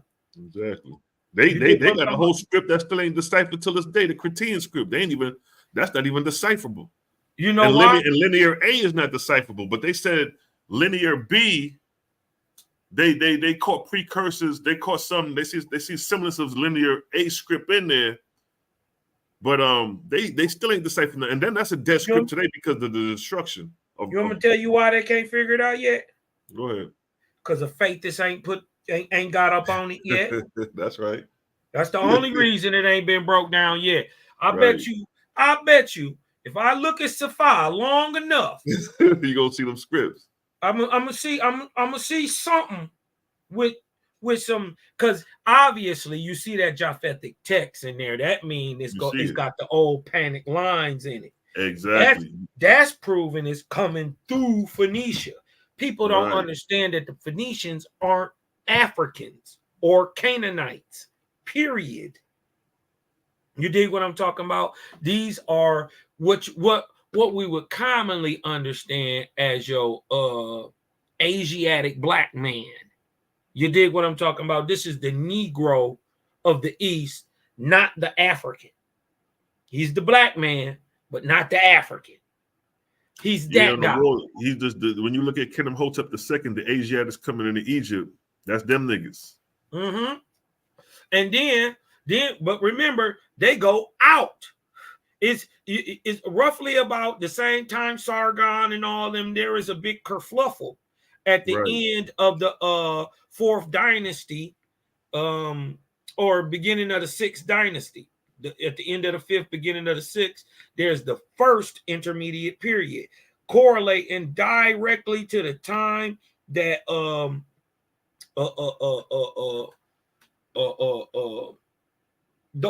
wars sojourn in Egypt.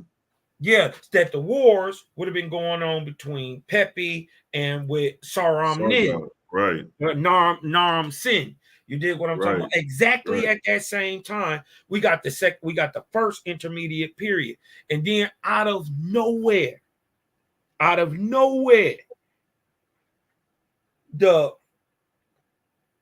there's a stock of people who obviously been there a long time start to get a footing and take hold in the northern regions, or in south or lower, which is actually north. You dig what I'm talking about? Right. In the delta region of modern day Egypt. We see these people come out of nowhere. Mm-hmm. Actually, they didn't come out of nowhere. They just that same Abrahamic stock that walked in, but them the ones that mixed with the Egyptians. Exactly. Them the same Persians, the same niggas who went up in Mycenaean and Minoan. Them the same people. Same people. and it really makes sense when you understand that the entire Paleo-Indo-European tongue, which they call Cimares, right? Or where you get your word Semitic comes from, right? Where the Semitic languages come from in Europe, the Paleo-Indo-European languages is 100% Egyptian. Then that shit start to make a whole bunch of sense. You dig what I'm talking about? It's 100%. But then what's dope is, what people ain't caught on with, is you didn't even tell them why the destruction during the Bronze Age. You ain't even get into why. Yeah, the I ain't going to Bronze Age Aja, none of that. collapse. I just gave him the historical breakdown of just the lineage of the people. Because you remember, Yeah. this is for the great presentation we're gonna put together. You're gonna be Oh, dealing man. with. That's why I stopped at the first century because, and I ain't go deep into Paul and them in the Flavians because that's for Mally. Mally, and then you're gonna take it to Constantine. So that presentation was just the precursor to come when we do our great presentation. It's gonna be crazy. It's gonna be That's gonna be crazy. nuts. I got so much stuff that I need to. I'm about to put some stuff together. Just document it. You know what I mean? Put it in a doc and get it together. So You know what I mean? technically, the Macedonians are still in charge of this motherfucker, yo. Well, Them European presidents coming out of Rome and the Pope. I mean, the Pope. That's what all I'm them saying. is still the same family. And a lot of these presidents is connected to that lineage going back to Rome. They say we under the Roman Empire today. That's Macedonia. Yeah, they say all roads lead to Rome. Exactly. That's what they say. You dig what I'm talking about? It shows seeming like it too. Yeah. It shows Macedonians, they you know what? Because that part, when they migrated into Europe, under the Europa time, they said they went up there to civilize the barbarians. Yo, that had to have been the precursors of them. the Minoans. Nah, not the Minoans. I'm talking about the Caucasians. Because they rose up, they said they came and raised the barbarians. Them niggas was up, the niggas was over there. The niggas was going up in there already inspired by the angels to mine gold and to get the cop out. You talking about going into Europe? Right, back then, pre this. Yeah, okay. Because they had to raise up the barbarians, and then later on in the book of S, it talks about they reference the Caucasians as barbarians who had us enslaved. So the first of all, there is these people. It can be traced and has been traced. I brought this out. They are called the Copper people. You dig what I'm talking about? They brought that understanding of smelting iron, working, and you know what I'm talking about, to the barbaric European, who was the last of the last to stop being a troglodyte, which is a cave dweller. They were still cavemen. And so Yahweh, Jaja told Europa to inspire some of these people out of Arabia into Africa. Now the crazy, into Europe. The crazy part is they was mixed back then. So this would be the people you did want to talk about, let's just say 4,000-ish, 3,900-ish BC that we find in Europe called the Grimaldi. And and they would be even different than the Bell Beaker people. You dig what I'm talking about? They would, the Bell Beaker would be the more savage people, and damn it, just skip my the other people would be a little more advanced. Right. But then I actually showed you the fluctuations of nations in and out, damn near from the first arc cycle. Yeah, you dig what I'm saying? Once you understand the rise and fall of the arc cycle, you can predict what's gonna happen. Right. And that's the dope shit about the Mycenaeans and the Minoans, because they come on the scene exactly the same time period that these migrations took place during these pre-dynastic wars, or these old kingdom wars in the 23rd and 22nd millennium BC.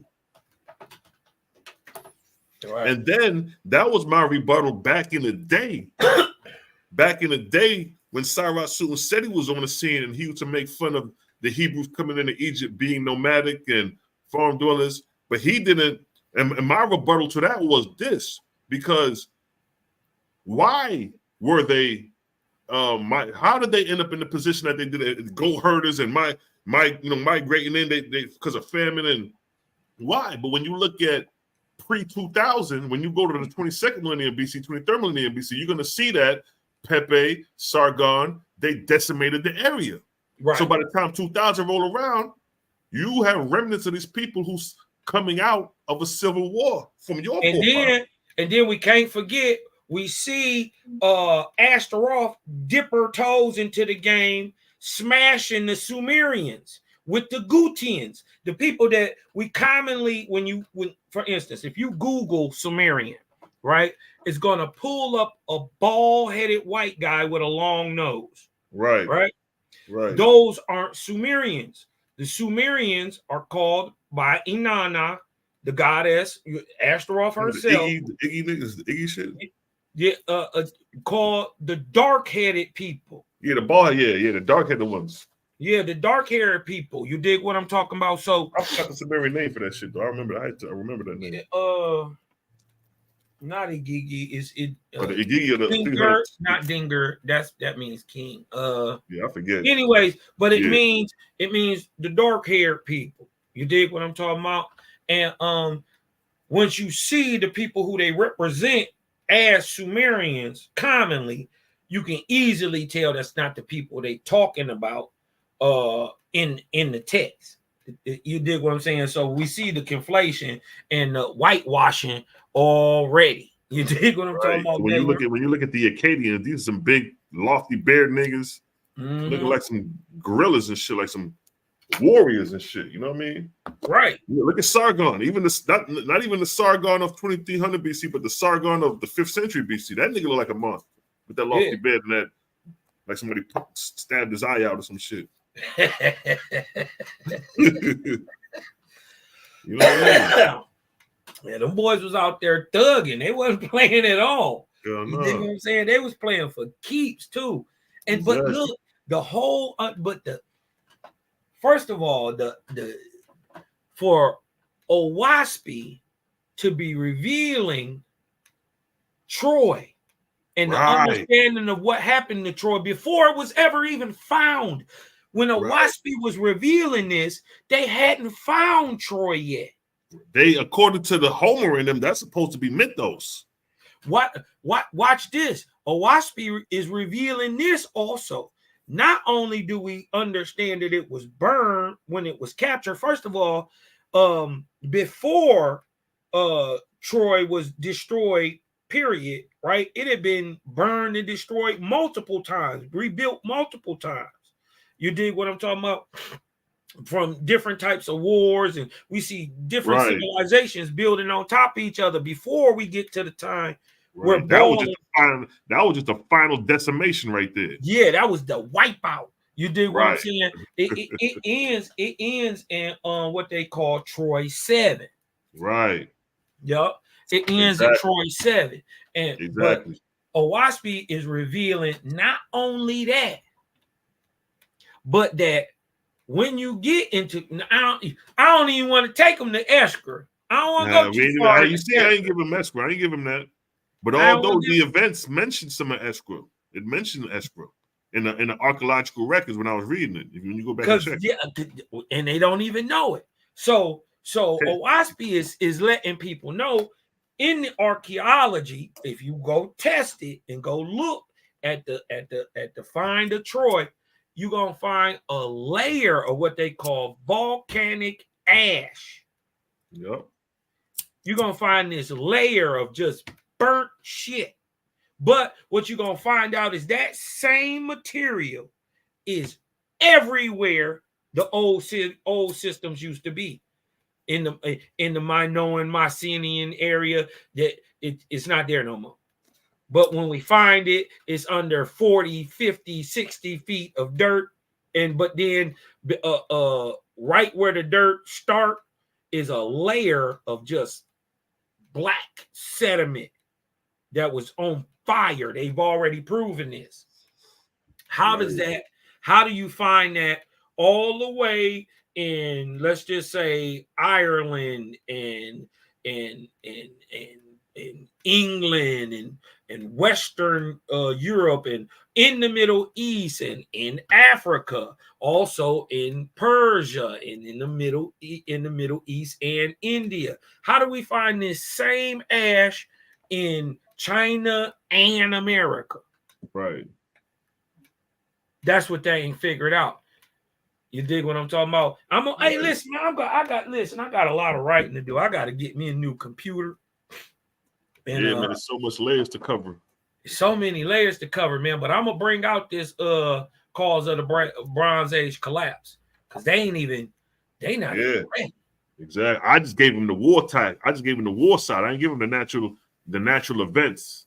No, you gave him you know how Owaspy split in two? It got the earthly view and the heavenly view. Yeah, you just gave him the earthly view. Yeah. I'm gonna give him the heavenly view on it. You dig what I'm talking about? Give him my job. That's what dope I had on it. That little timetables of prophecy chart I made when I got the arc cycle stretched out. I had the lower history, and then above I had the reigning gods and the time period that Aja fell. And it's like, man, I'm about to make another one of them charts, because it's like, yo, that shit is just an open book when you see it. Yeah, because I gotta I'm gonna make this chart because there's a time for it's a time for everything, right? Right. A lot of people don't understand there's a time for destructions too. Exactly. And they meet it out by the timetables of prophecy too. They the rise and the falls too. Yes. The time of destruction comes with the last 1,000 years. And that's when a lot of time Aja and all that start hitting. It's getting bad. And it's a lot we missed. You dig what I'm talking about? Like, history don't tell us. Because think about this. 24,000 years, right? A Gadol degree, right? A full Gadol degree after 22,553 BC leaves you exactly at 1448 AD. You see what I'm saying? And then hold on, that correlate with the last 400 years of Escher. Mm-hmm. So if we know that time is cyclical and Jaja do the same shit over and over and over till you change it, right? Don't it make sense that, because what they don't tell us also is that the planet wobble. You dig what I'm talking about? They don't tell us that the planet oscillates, it rolls. You dig what I'm talking about? And that what do they call that? The when you it's a Gadol, but it's called a oh man, and it's dealing with the stars. Every 24,000, 25,000 years it's a procession. Yeah, the procession. Right. So this is the last time we had a processional movement, and what we see happen is a nigga punched the planet. This nigga Afe went crazy. You did what I'm talking about? Punched the planet. Whole continent, yo. Okay, 24,000 years ago, but think about it. These first of all, it's drop. You're finding it on the year of the drop of a Gadol. You dig what I'm talking about? So the earth is naturally cooling at these periods, and we finding great destructions at these times. Right. So like every 24,000 years, it's an event that takes place. But think about it.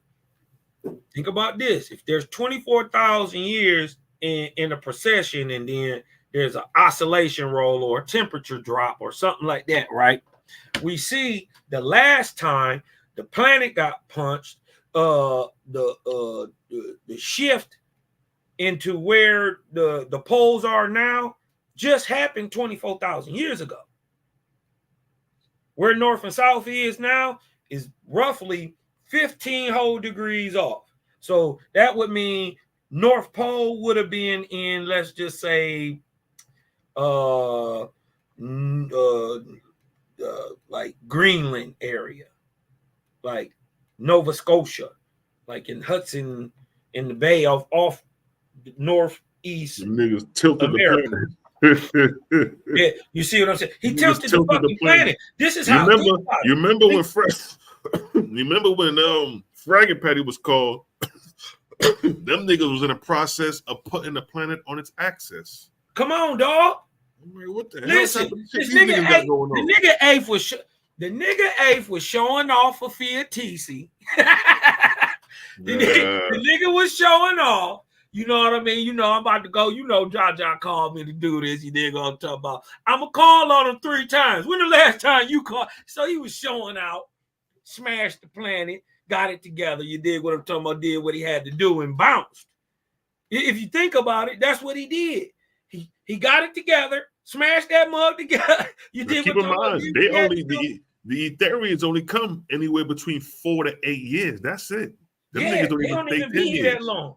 So he did all that. That nigga did all that within a span of let's say 5-6 years. The longest that I seen a Etherean be on Earth was Shay Seavey. She the very first archangel, the antidoter, who comes and stays for more than the regular time. You dig what I'm talking about? She stayed all the way through to see Owaspi written. She here in 1881, so she stayed a whole cycle, a whole generation. Well, you know, they keep charge. The host is in charge for the first 200 years, but the dope shit is like, yo, they in charge of the whole arc cycle. Imagine that. Imagine you seeing the birth of the arc cycle, to the rise of the arc cycle, to the fall in succession of the arc cycle.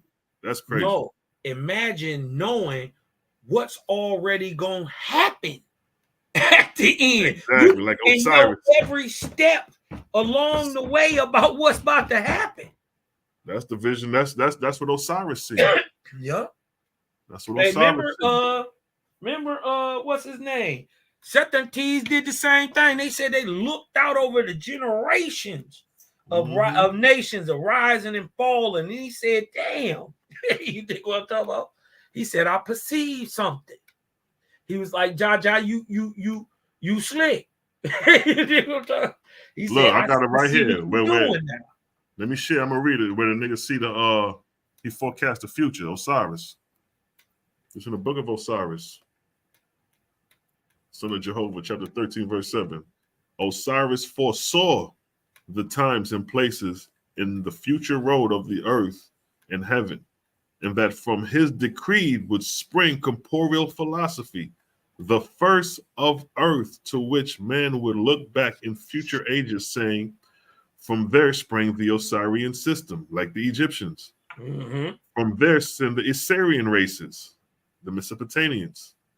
Yet he looked further on, when men will become adulterers in disbelief of spiritual things, doing worship to the sun, moon, and stars, and in very corporal profess to find the cause and the foundation of all things. Now that's your Sonata crowd. The niggas who don't believe in spirit, where everything is tangible and physical for their reality. And the 5%ers are like that. They only deal with the tangible. They don't deal with the spiritual. So Osar foresaw how the effect of his goddamn philosophy through the cycle. That's crazy. Your sister say, do you foresee the earth shift approaching us? Now it already happened. That's what we saying. Listen, the crazy part is, did you know at that same time we had a mini ice age? They don't even tell y'all we went into an ice age starting about, it only lasted a couple hundred years, but it was a definite drop in temperature that froze Northern Europe. But on the other side, on our side, it caused the worst droughts ever. You've never seen droughts like the reason why Death Valley is called Death Valley as it is today is because of this action, circa from roughly about 1050 BC to 1450 BC. The worst droughts ever known in America. While on the other side of the planet in Europe, they're in a mini ice age. Let that sink in. Did y'all ever learn that in school? I didn't. But look it up. We was in a mini ice age. But now, though, to answer her question, it's like, I was gonna hit her with a verse to answer that from the same book in Osiris. Let me see if I can find it real quick. Dealing with that. We got to remember the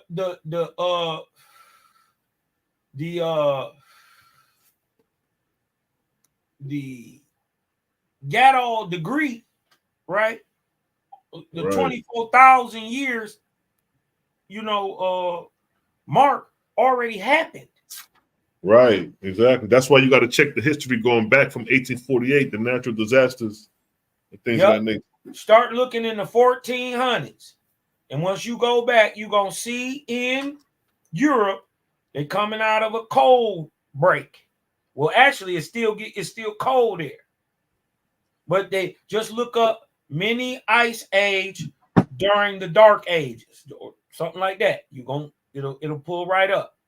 You dig what I'm talking about? And but over in the Americas, and then the crazy part is we see certain people in the Americas just disappear during these times, and then we see other people come onto the scene, like we see the heavenly melanated Chanka people, the black people of South America dominate in South America. But then about 1000 AD, we see the Inca come in and they war against them, right? And they go somewhere. You dig what I'm talking about? Yeah, but see, like every arc cycle, we got the Ajah, Jaya, these time periods when Jehovah rained down from the heavens.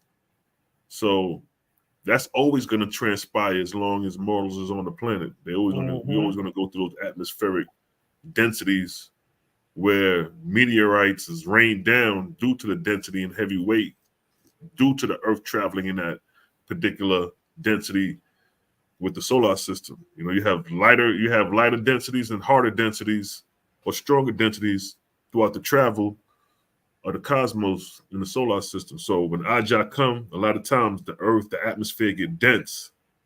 When things get dense, things solidify and fall towards the Earth. The gravitational pull is stronger. Hey, answer what you think about that question that Nazarene is seeing TV asking. What do you say? Which one is it? At the bottom. What y'all think about solar flares? You talking about that one? Yeah. What's your thoughts on that, Sila? When you spark.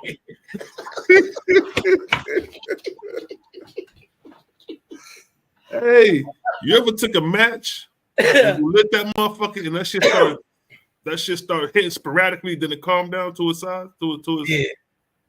It's kind of like that, It sparks. That shit lit up. That shit it's like a volcano, that shit active fire. That shit can throw out some lava at your ass any minute now, May spit up a little bit of lava. So it's just a pulsation of power, of raw energy. Raw, unrestricted energy, but confined. That's what crazy. What you think the effects of one of them will be on the Earth?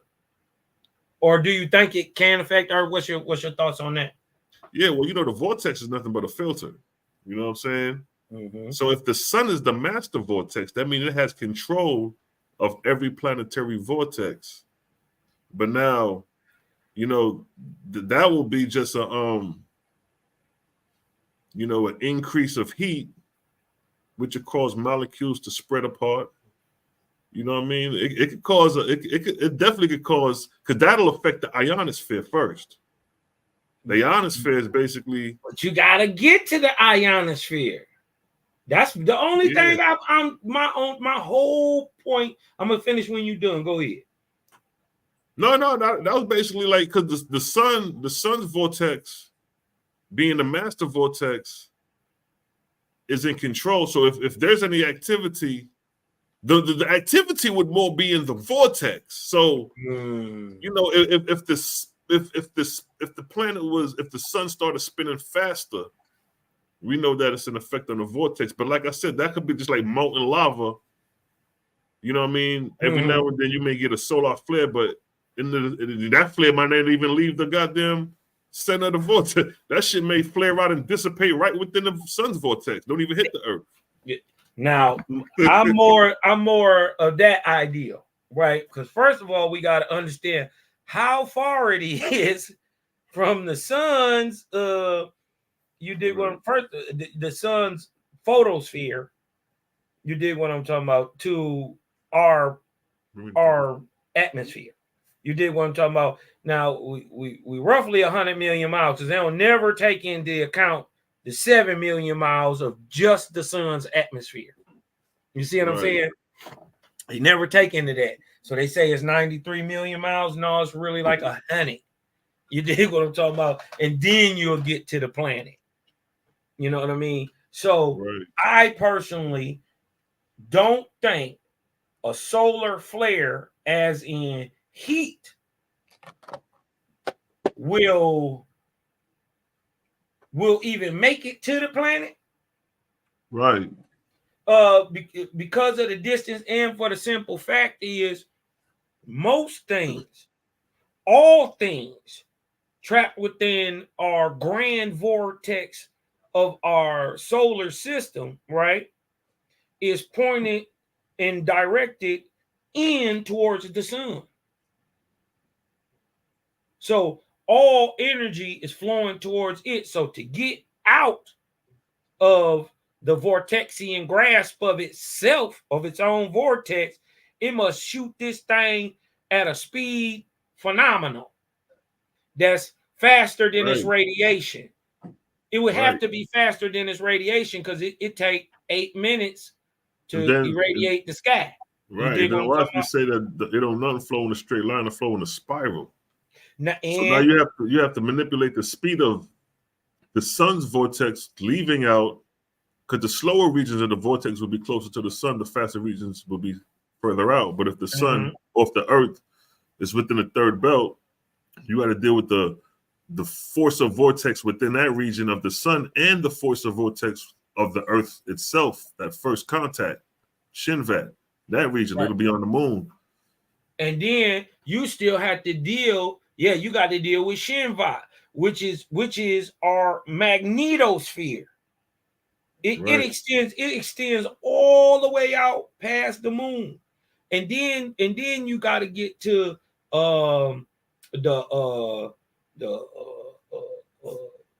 it's different magnetic and so-called magnetic and levels and densities of ionized material already in the air before you ever get to like the Van Allen belt or the ionosphere.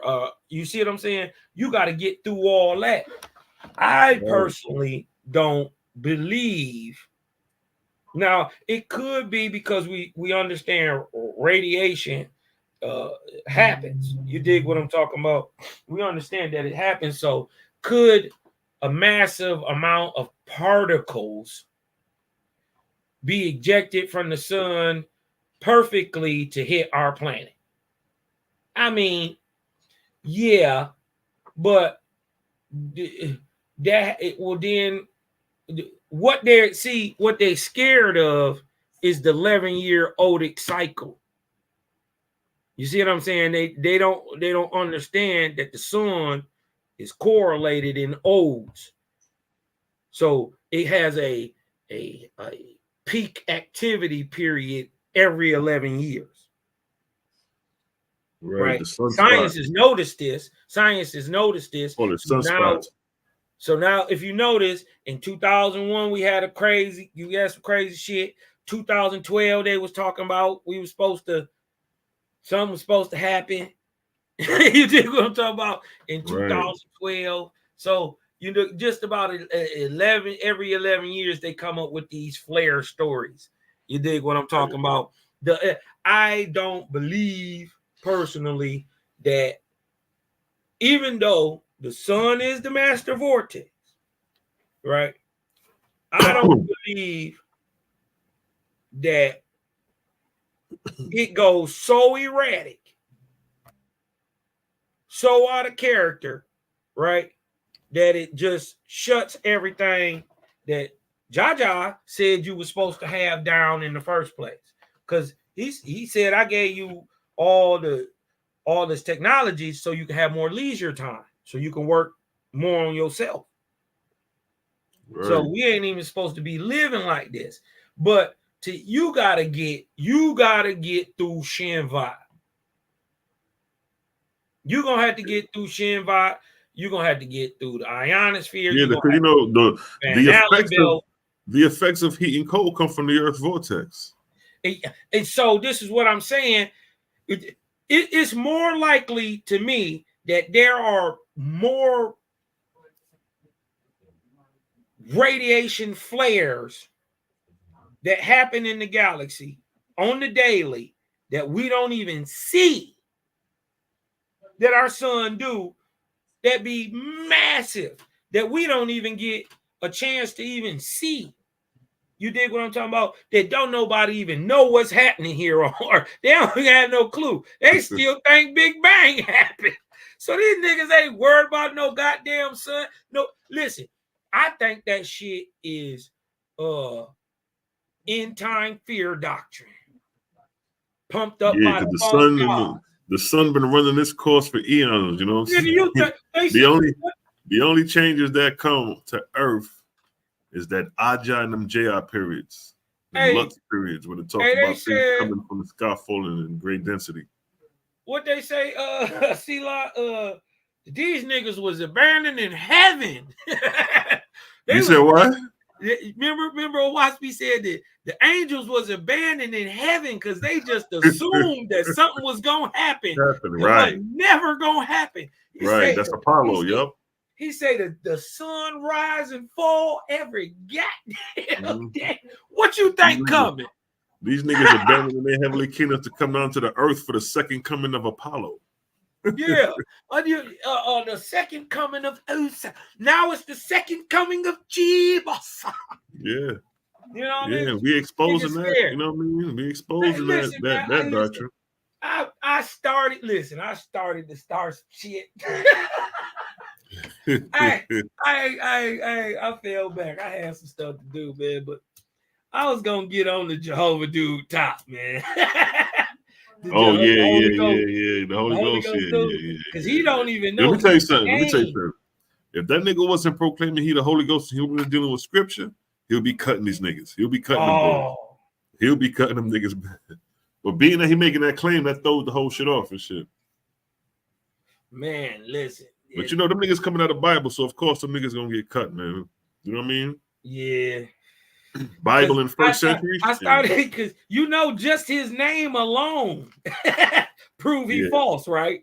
Yeah, the whole Holy Ghost shit. But hey, look, you got to remember though, according to their Bible, Jehovah is an angel. He's a deity. Yup.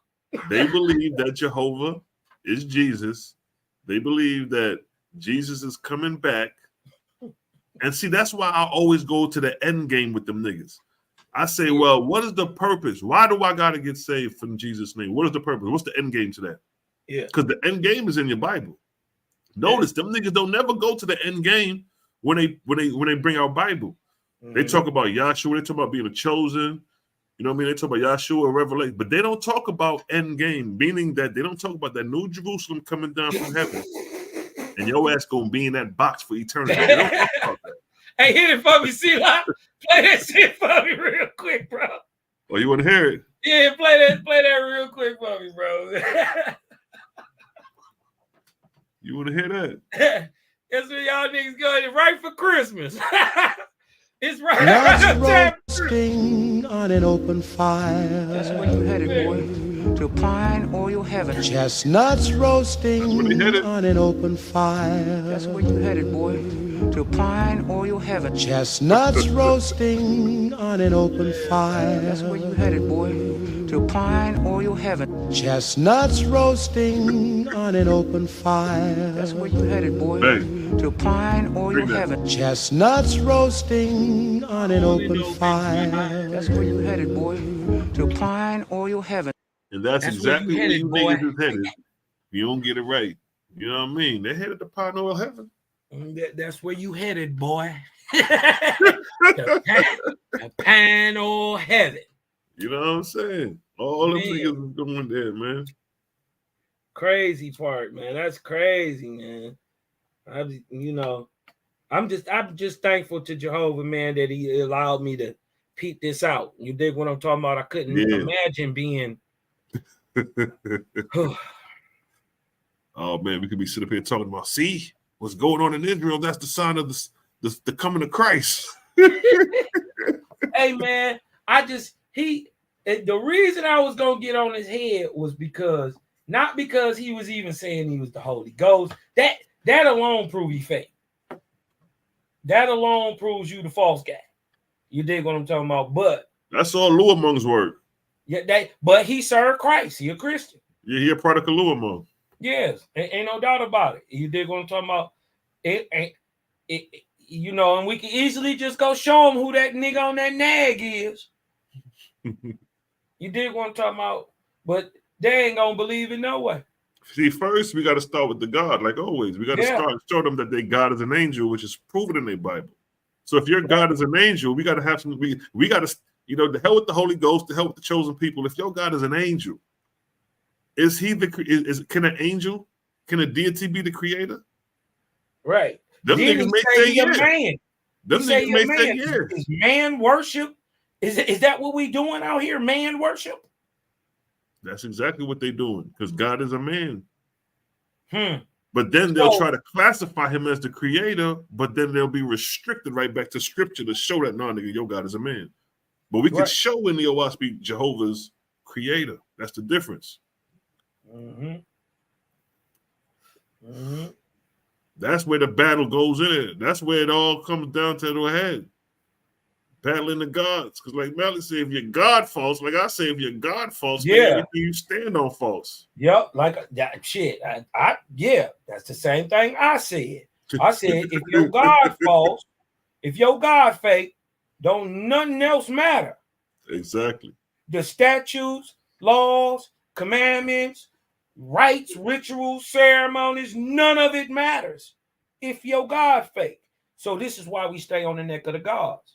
You dig what I'm talking about? Because if you praising a man, anything that has an image, has form and figure, especially in the shape of a man, which your God admits he is.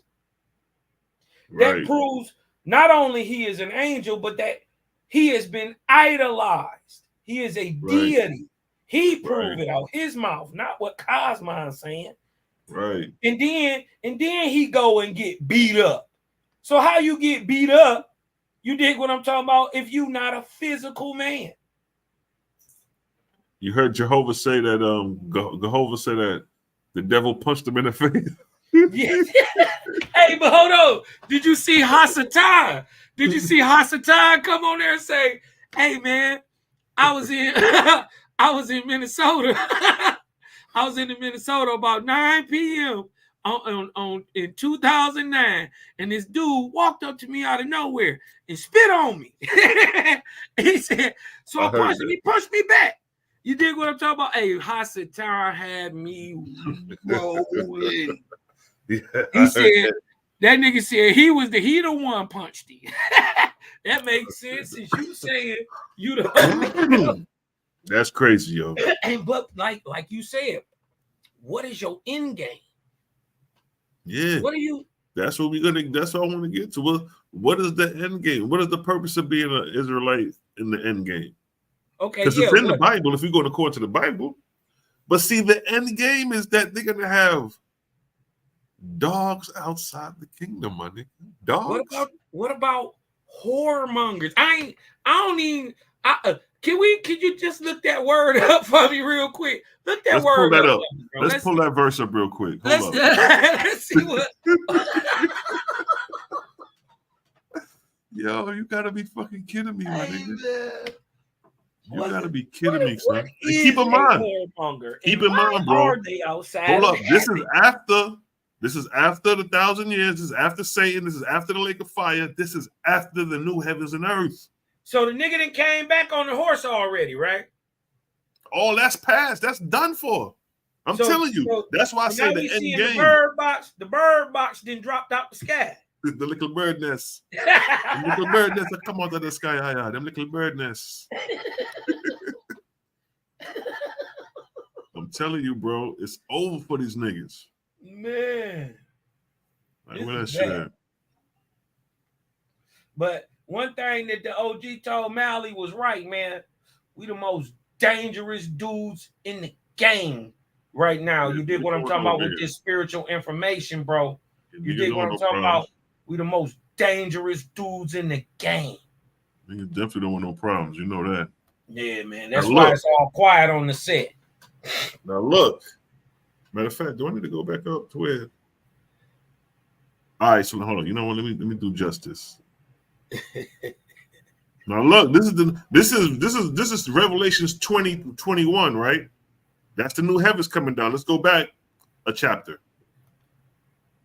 Satan is bound, right? Yeah. Satan is bound right here. He's cast in the bottomless pit. You know what I mean? All that's going on. Satan is free. Look, the 1,000-year reign expires. Satan shall be loose. He's loose. He's running around. Now look, right here.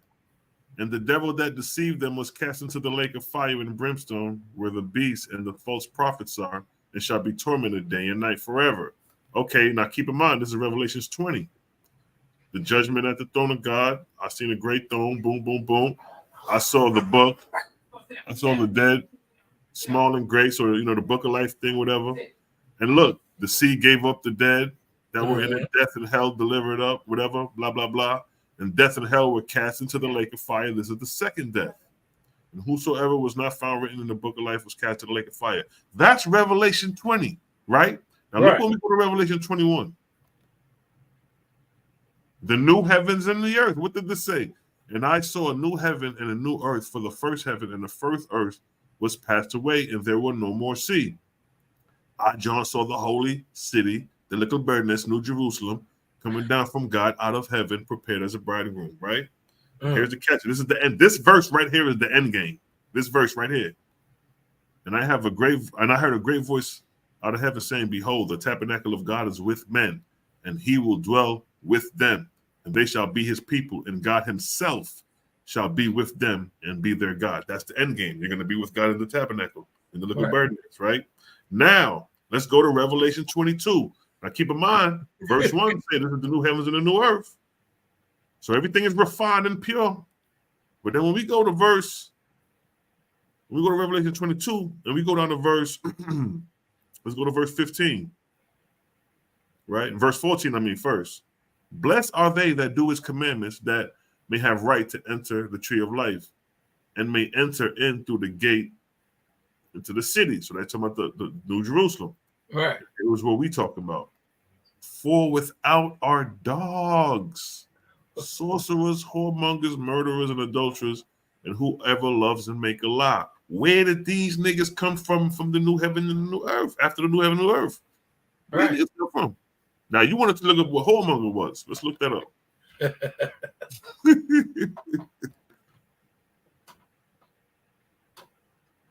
Whoremonger. Well, look, they got dogs too. Hold on, let me see. Yeah, it's the Strongs right there. Look that thing up. Hold on, let me see what dogs say real quick. See what's like a dog. Man of impure mind, an impudent man. But it say hound right here, though. Talking about a goddamn dog. So we literally talking about a dog. Right. Right? Or a man of impure mind. But nonetheless, a damn dog. Now we go to whoremonger. We'll go to sorcerer. Look what whoremonger means. Dang! Pornos. Oh, play the word, bro.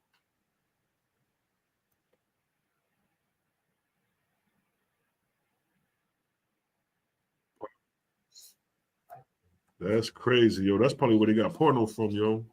Pornos.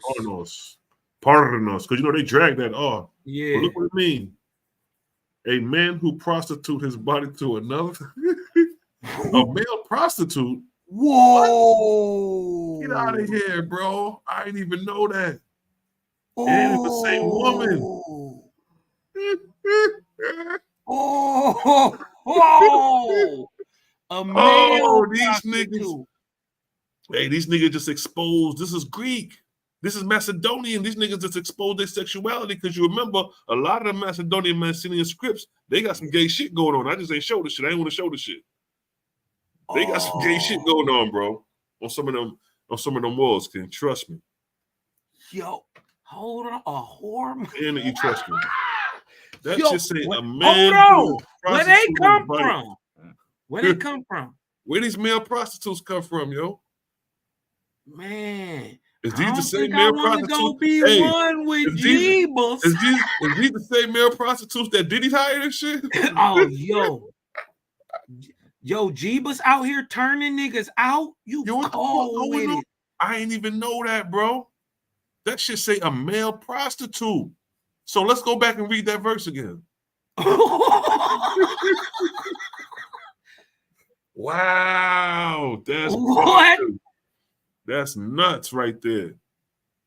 For without our dogs Pit bulls. and sorcerers Hold on, gotta look sorcerer up first, bro. and male prostitutes and murderers, that's what it say. Hold on, and what adulterers. sorcerer say, bro? What Wow, sorcerer? that should say whoremongers and they got male prostitutes. That's nuts. That's crazy. What that Yo, say? this just starting to get spooky, man. Pharmacos, like pharmacist And this or is pharmacy, pharmacos. That's Like- crazy. drug. What the That's hell? like a drug, Right. That's like a pharm. pharmacist. That Right. literally means drugen. I can't hear it. Wow. Pharmacos, like pharmacy. That's No, literally that's the not Greek bullshit. word for druge. Go down a little bit, see what it means.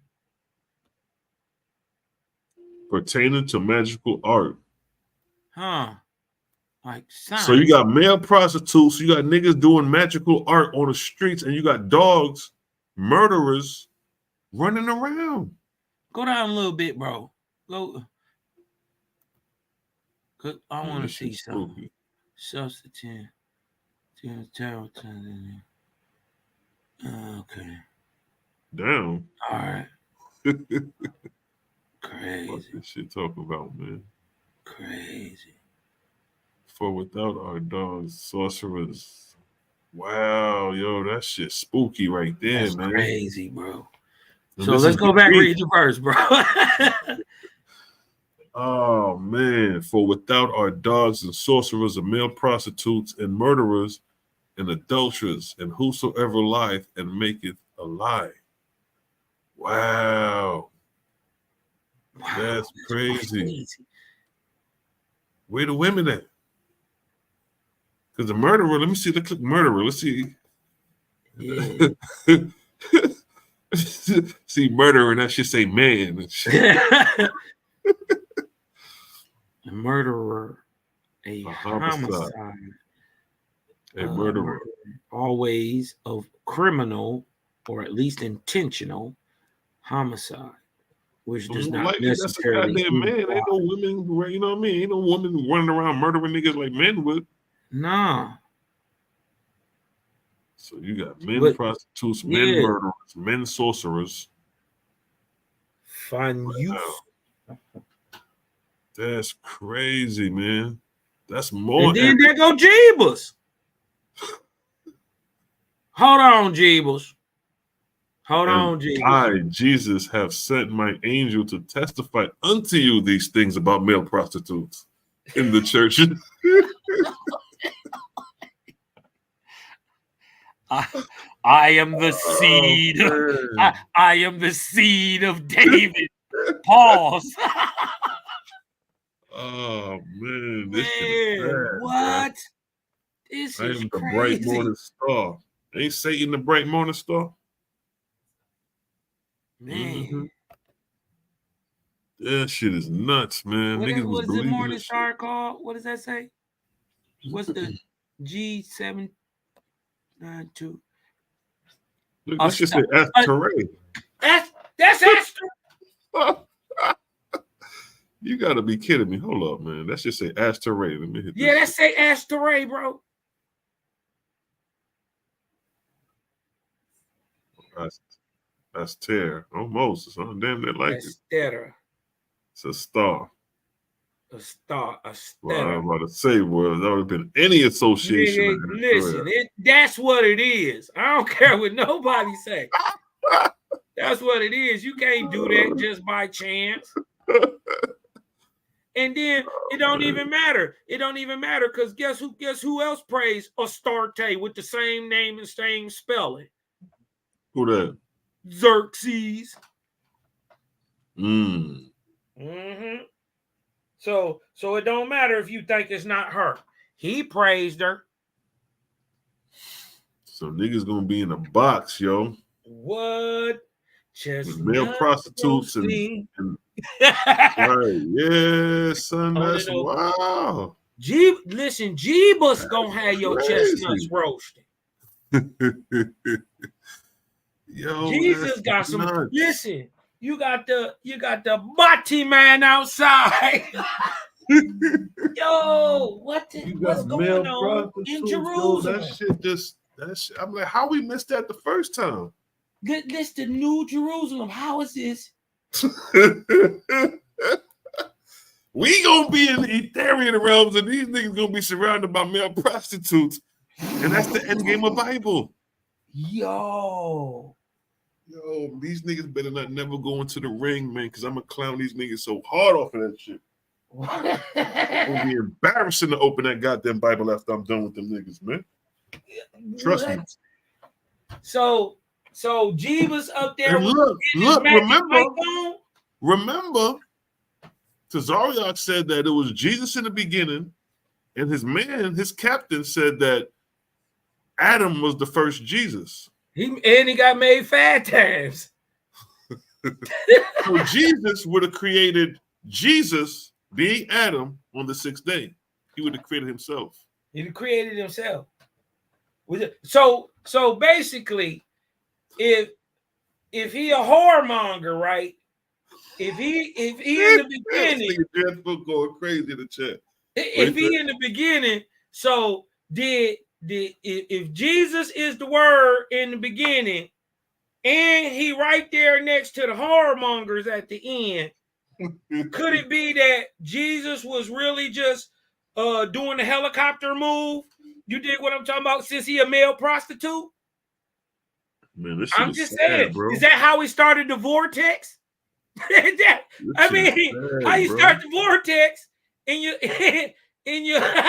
How do you account for something like that though? How do you start the vortex in your skin tight skivvies, nigga, with the elephant nozzle on?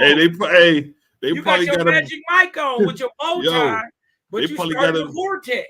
Hey, they probably got on them Osiris leggings and shit. The Osiris jumper suit leggings and shit. Man, leggings. Y'all got to make niggas got them leggings on and shit. Yeah, that math ain't mathing. That math ain't mathing. Let me show you what these niggas got on, man.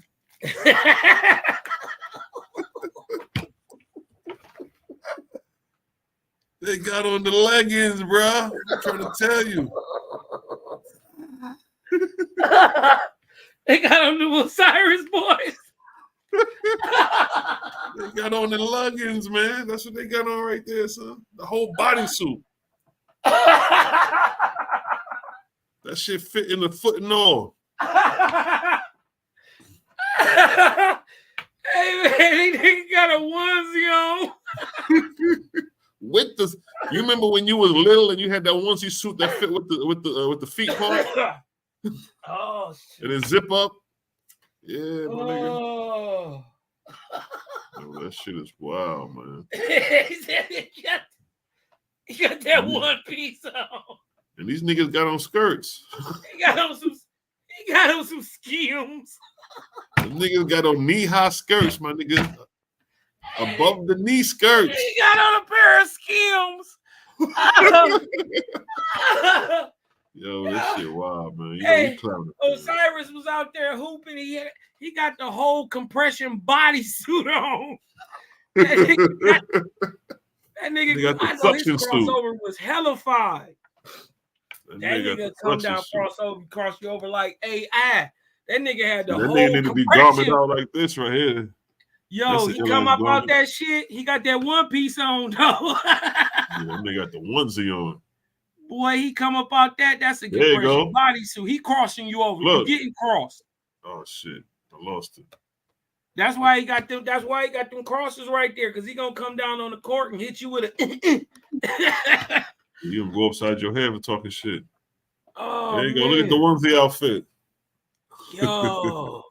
Yeah, this shit crazy, bro. This nigga ain't even got on no shoes. This is crazy. That's Chili Mung right there. Oh, Chile Mung. Look, he did. I think Chile Mung was one of them. He was one of them niggas like the Zero. You dig what I'm talking about? He was black, but he was Asian, Chinese. You dig borderline niggas and shit.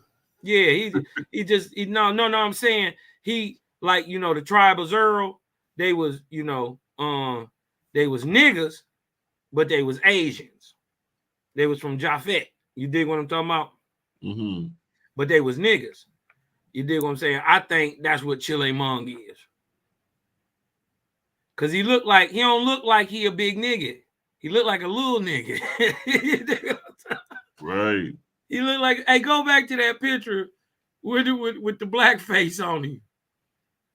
Where he got the big eyes, cause I think that's Chile Mung. But he Asian. That picture. Some of them goddamn dude got an Asiatic look to him. That nigga look like a Ptolemaic right there and shit. Yeah, that's some later on stuff. It was a picture, an old picture. About. But look, that shit do look Asiatic right there though. Yeah. Nigga do look like Ching. Yeah. Niggas would be pissed for niggas to say that. No, nigga, he's from Nubia. He's from the South. How dare you? No, he ain't, nigga. Him mama named him Chile Mung. Ain't a nigga in Africa named Chile Mung. Except him. You don't even know who Chile Mung is. And there you go. I think that might, what if that's real Osir? You said the real OC. You talking about from 12,000 years? Yeah. I mean, it couldn't be. You know what I mean? He wouldn't have had no figure of himself made. So, but what if that's Chile Mung though? I think that's real. I think that's the one that fit more like the phenotype, but he a Asian. That's an Asian. It's a Negrito type. Chile Mung. Because they got him in the creation story. That's why they place him as a myth. But then in another case, the niggas sitting on the throne.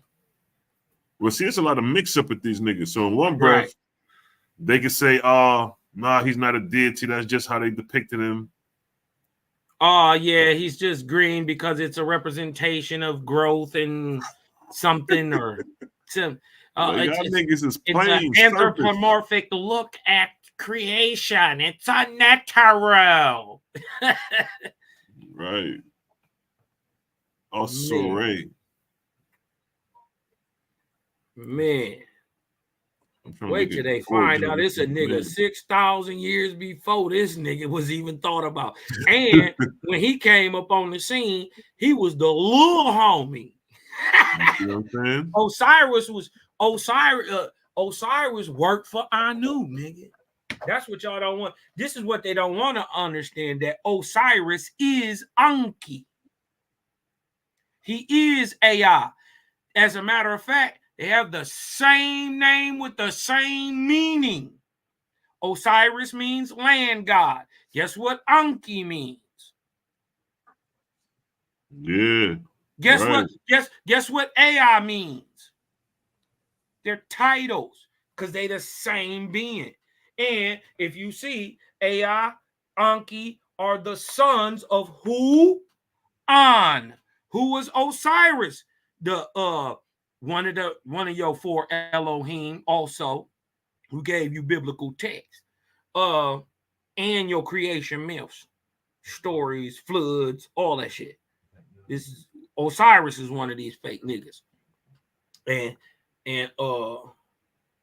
it's through him, Tien and Sugga, along with Anu. This is why they always say Anu or An is the father and Anki is the son, because he was the worker bee for big homie Anu, big Anu Hassaj. You dig what I'm talking about? Who had the who had the whole Ugaritic society popping. Right. When they was talking about El at first and his 70 sons, remember Baal is one of his sons. Yep. Ashtaroth is one of his sons.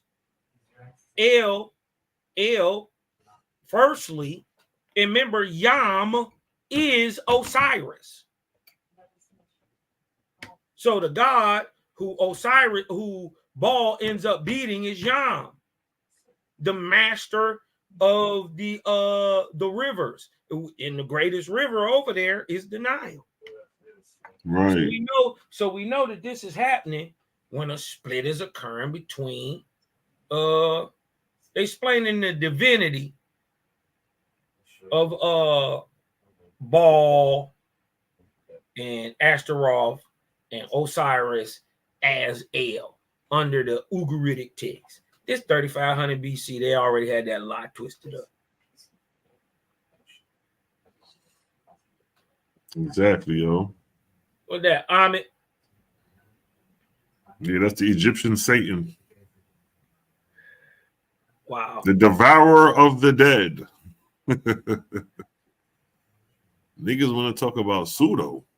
Yeah. The crazy part is they tell you Osiris is the god of the underworld. Okay. First of all, where's the underworld? And then where's the Duat? Right. Did he trick you into believing they was different places? Ain't you trying to go be one with Osiris? Will carry your ass to the underworld. You don't even know you already in Hades. Right. Your ass gonna be going straight to Ago Adin. Yep. Hold on one second, bro. Straight to Ago Adin, yeah. Yeah, yo.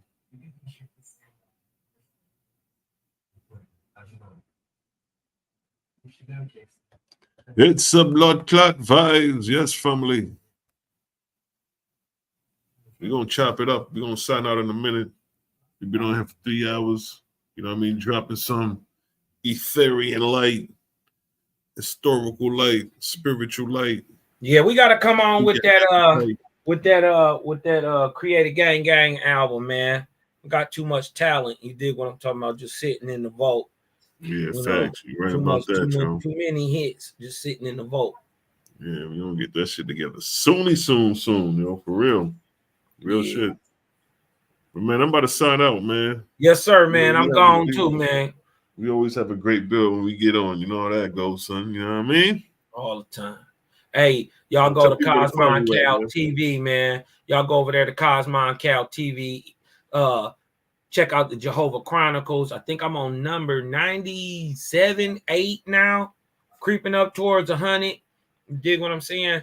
About to knock it down. I think we're gonna just go back over some old stuff for the 100th one, and we'll just pick out some stuff and then see what's going on. The glacial gods. Yeah, we'll get into some of that glacial maximum and the ice age gods, man. We're gonna break that out. You dig what I'm talking about? Definitely get into some of that for my boy Sila. You dig what I'm talking about? Yes, indeed.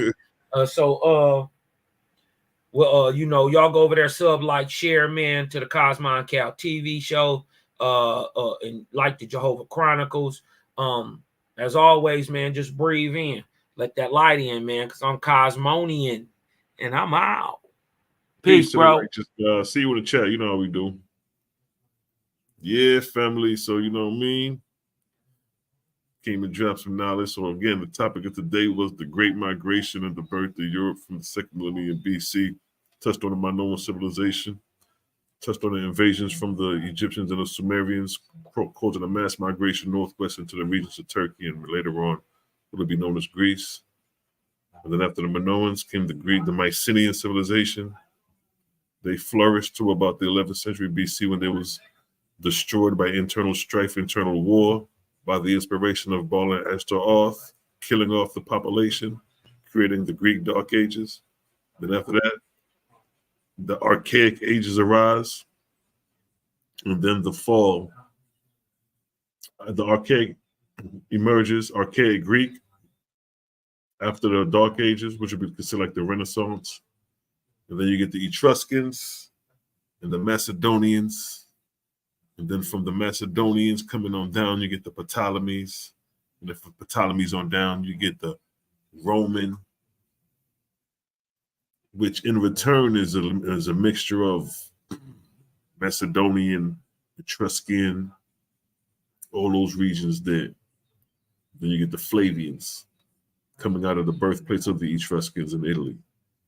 You know what I mean? And with that, your boy Silah Shalom is out. Just a quick rundown.